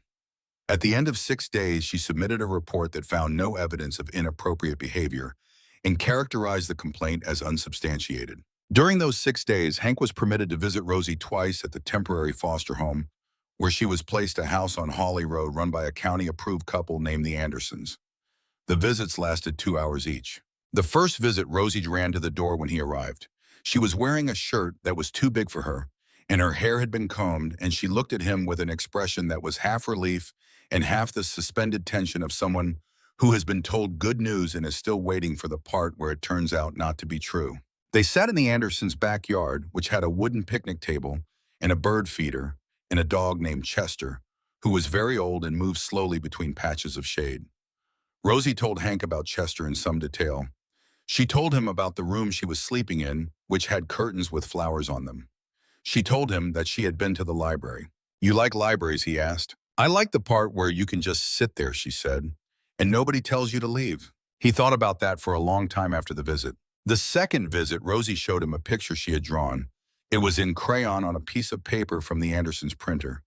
A large figure and a small figure standing beside something that was roughly oval and had lines coming out of it in a way that suggested it was a motorcycle, though the scale was approximate. "That's you and me," she said, pointing to the large figure. "And that's your motorcycle." "Yes, it is," Hank said. "I made the motorcycle orange because I didn't have a black one." "That's all right. I've thought about orange." She looked at him. "Can I come to your house?" "That's what we're working on." She nodded with the gravity of someone accepting a difficult but necessary fact. After the second visit, driving back to Hilltop Drive in his truck, Hank called Wade. "You need to know something," he said. Wade listened without interrupting, which by now was less surprising than it had been. When Hank finished, Wade was quiet for a moment. "This Decker," he said. "Ray Decker, Sheila's boyfriend. And you think he filed the complaint?" "I think the timing is not a coincidence." Wade said nothing for a moment. Then, "I've been making some calls." "I know. People are interested, more than I expected." Hank kept his eyes on the road. "Wade, I don't want anyone doing anything that makes this harder." "I know that. That's not what I'm talking about. I'm talking about showing up, being there, letting that board see who's standing behind you. Nothing else." Hank drove. "How many?" he asked. 73 confirmed, Wade said. "From Redding, Sacramento, Stockton, Fresno. Some guys from up near Chico. A few independents who heard through their own channels. 73 as of this morning. It'll probably be more by Thursday."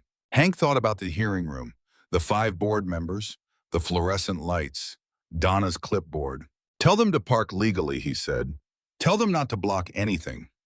No noise, no confrontation, no reason to give anyone a problem they can point at." "Already said it," Wade told him. "These guys know Hank. They know what this is."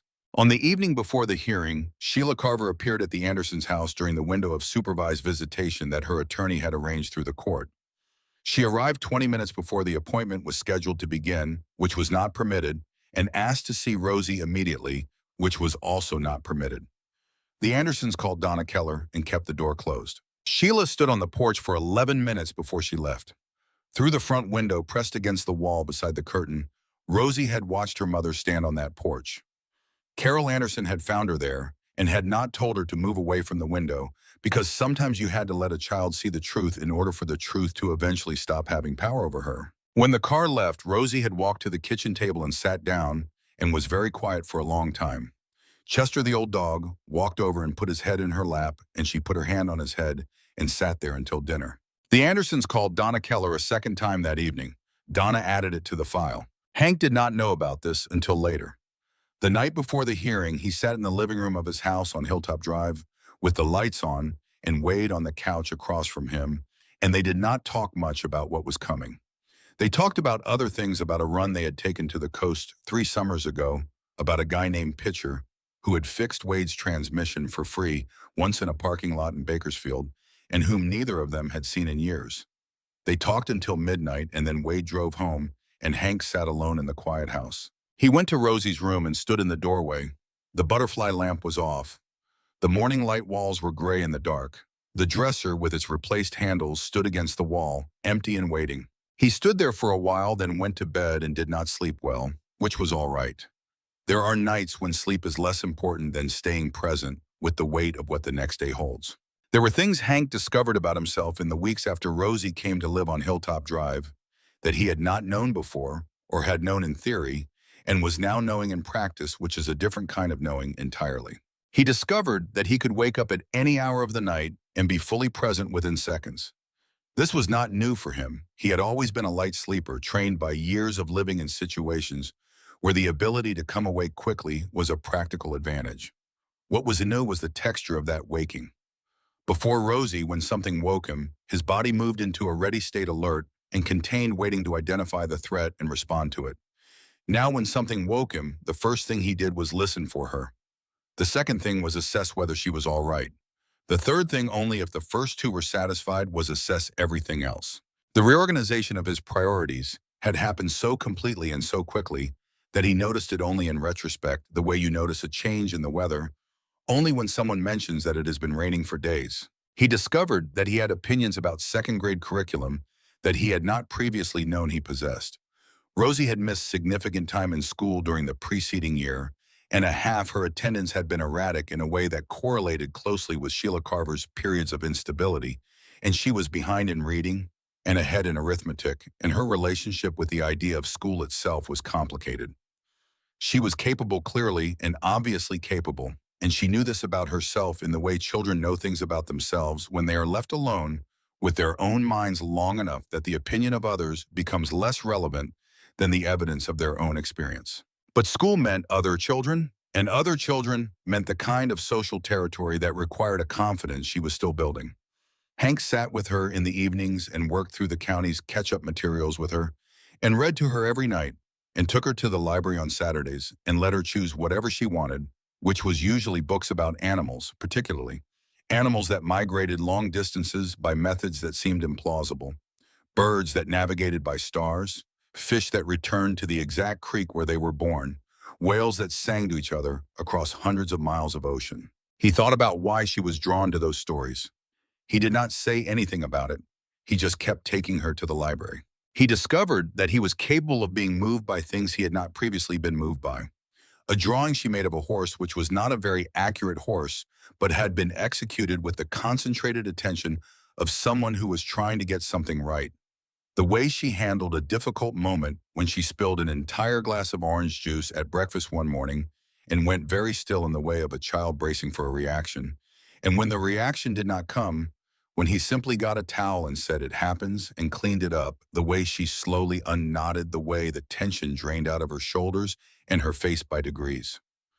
The way she had started leaving one of her drawings on his pillow some mornings, not saying anything about it, just placing it there. He had 6 of them now. He kept them on the dresser in his room. He discovered more slowly and with more difficulty that he was capable of asking for help. This was not a quality he had cultivated. His entire adult life had been organized around the premise that needing things from other people was a form of exposure. He could not afford that self-sufficiency, the kind built on pride and will, and the ability to solve problems through force or patience was the only reliable foundation. He had held this belief so long and so thoroughly that he had stopped examining it the way you stop examining a wall when you have lived inside it for long enough. Agnes Ford dismantled it with oatmeal cookies in complete casualness. It started the third Sunday when Agnes arrived with her plate and asked while sitting at the kitchen table whether Hank needed anything. He had started to say no thank you in the automatic way he said no thank you to all such questions, and then he had stopped. He had stopped because the question had arrived while Rosie was in the living room asking him to explain something in her homework that he did not fully understand himself. Something to do with the water cycle and the difference between precipitation and condensation, and he had been about to make up a plausible-sounding answer. He said instead, "Actually, Agnes, do you know anything about the water cycle?" Agnes looked at him for a moment, then looked at the living room door. She got up carrying her coffee and walked to where Rosie was sitting and sat down beside her and explained precipitation and condensation in a manner that was clear, accurate, and illustrated with a demonstration involving a glass of cold water and the kitchen air that Rosie found entirely convincing. After Agnes left that evening, Rosie said, "She's smart." "She is," Hank agreed. "Can she come back?" "She comes every Sunday." Rosie nodded, satisfied. After that, Hank started asking, not about everything, he was not built for that, but about specific things, the things where someone else's knowledge or capacity was genuinely more useful than his own pride in managing without it. He asked Donna Keller what signs to watch for that would indicate Rosie needed professional support beyond what he could provide at home. He asked the school counselor what strategies helped children who had experienced disrupted home environments feel safe in a classroom. He asked Wade one evening in the garage whether he thought Hank was doing any of this right. Wade looked at him over the top of a beer bottle. "You're asking me that question," he said. "That's how I know you're doing it right." The thing about Ray Decker did not go away entirely after the investigation concluded. He did not appear again at Hilltop Drive. There were no further anonymous complaints. The legal proceedings around Sheila Carver moved through the court system on their own timeline, and Gerald Roth filed several motions that were addressed and denied on various grounds, and eventually the proceedings reached a point at which the legal structure made it clear in the definitive language of documented court decisions that reunification with Sheila Carver was not going to be the outcome here. Hank did not take satisfaction in this in any simple way. He was aware that Sheila Carver was a person who had failed in her responsibilities through a combination of illness and circumstance and choices that had consequences she had not fully understood or had understood and had not been able to override. He was aware that she was someone's daughter, that she had her own history of being left with things that were too heavy to carry well. He did not think about her often. When he did, he thought about her without hatred, which had not always been the case, and which he recognized as a form of progress. What he thought about more was Rosie's relationship with that history and how she would carry it and what he could do to make sure she had the things she needed to carry it without it becoming the whole story of who she was. He talked to Donna Keller about this one afternoon in October after the formal adoption application had been submitted and they were in the period of waiting that was part of the process. He asked whether Rosie should see a therapist. Donna said that in her professional opinion, yes, at some point when Rosie indicated readiness, which would probably come in its own time, and which should not be forced, but should be made available and spoken about openly so that it did not become a thing freighted with the implication that something was wrong with her for needing it. He thought about how to speak about it openly. He thought about it for several days. One evening when they were reading a book about a young girl who trained horses on a ranch in Colorado, he stopped at the end of a chapter and said, "Rosie, I want to tell you something." She looked at him with the focused attention she brought to anything he said when his voice had a particular weight to it. He said, "Sometimes things happen to people when they're growing up that are too big to make sense of alone. And sometimes it helps to talk to someone whose job is to help people make sense of those kinds of things. Not because anything is wrong with you, because some things are just bigger than one person." Rosie looked at the book in her lap for a moment. "Like a therapist?" she asked. "You know about therapists. Mrs. Anderson took me to one after I came to her house." "Was that all right?" Rosie considered. She was quiet. She smelled like the lavender shampoo that was now on the second shelf in the bathroom at her height, and she had a small mark on her left wrist where she had caught it on the corner of the kitchen counter that morning and which had already faded to nothing. "She was nice," Rosie said. "She had a fish tank. Would you be okay with talking to someone like that again? If I found someone with a fish tank?" Rosie almost smiled. Maybe, she said, if she had a good one. He found a therapist named Dr. Patricia Garrow, who practiced on Cypress Avenue, 2 blocks from the social services building, whose waiting room contained a large saltwater tank with 3 clownfish in a small reef structure and a sea urchin that moved very slowly along the gravel bottom. Rosie stood in front of the tank for 2 full minutes on the first visit and then walked into Dr. Garrow's office without looking back, which Hank took as a positive sign. He sat in the waiting room and watched the clownfish and thought about all the things he had not known he would be doing a year ago. He thought about the pullout near Crystal Creek and the dirt path and the manzanita and a girl sitting against an oak tree with no shoes. He thought about the feeling of her arms around his neck when he had carried her out of the woods and the particular weightlessness of her 48 pounds against his shoulder, all of it trusting him not to drop her. He was still afraid sometimes of not being good enough at this. He thought this was probably the correct amount of fear to have. He had talked to Donna about it once, and she had said something he had written down in the same small notebook he had used for the training sessions. She had said the parents who worry about whether they're doing it right are usually doing it better than they think. It's the ones who are certain they're doing it right that I watch most carefully. He watched the clownfish move through the water. They darted and turned quick and certain, as if they knew exactly where they were going, as if the reef were familiar and the water were home. When Rosie came out 45 minutes later, she was carrying a small rubber fish that Dr. Garrow apparently gave to kids at the end of the first session. It was orange with white stripes, which made it a clownfish or close enough. How was it, he asked. She has pictures of Hawaii on her wall, Rosie said. She showed me where the clownfish actually live. That sounds good. She knows a lot about fish. He drove her home in the truck with the windows down because the October air was the kind that was exactly the right temperature, cool enough to feel like something, and warm enough not to require anything more than a jacket. And Rosie held the rubber clownfish in both hands and looked out the window at the hills going past with the expression she had when she was processing something not unhappy, just occupied. He did not ask what they had talked about in the office. He understood from something Donna had said and from his own instinct that the office was a space that needed to be protected, that its usefulness depended on it being hers and not something she had to report on to the adults around her. When they got home, she put the rubber clownfish on the windowsill of her bedroom between the butterfly lamp and the crayon drawing of a horse, and that was where it stayed visible from the doorway, orange and white against the morning light walls. The morning of the hearing arrived with a sky so clear and blue over Redding that it looked almost artificial, the kind of sky that belongs in a painting of California, rather than an actual California morning in late July. The heat was already building at 7, the sun pressing down on the valley with the patient insistence that had characterized the entire summer. Hank dressed carefully, clean jeans, the button-down shirt he had worn to church once 3 years ago at a funeral for a chapter member. He combed his hair and trimmed his beard in the bathroom mirror, looking at the scar along his jaw in the particular way you look at something you have stopped really seeing and are now seeing again. He had gotten that scar at 32 from a man whose name he no longer remembered clearly in a parking lot in Sacramento, that he no longer drove past if he could help it. The scar was part of the story that the world read when it looked at him. He could not change that story. He could only stand in front of the people reading it and be present in a way they did not expect. He left the leather vest on the door and walked out into the morning. He was driving his truck toward the courthouse at 8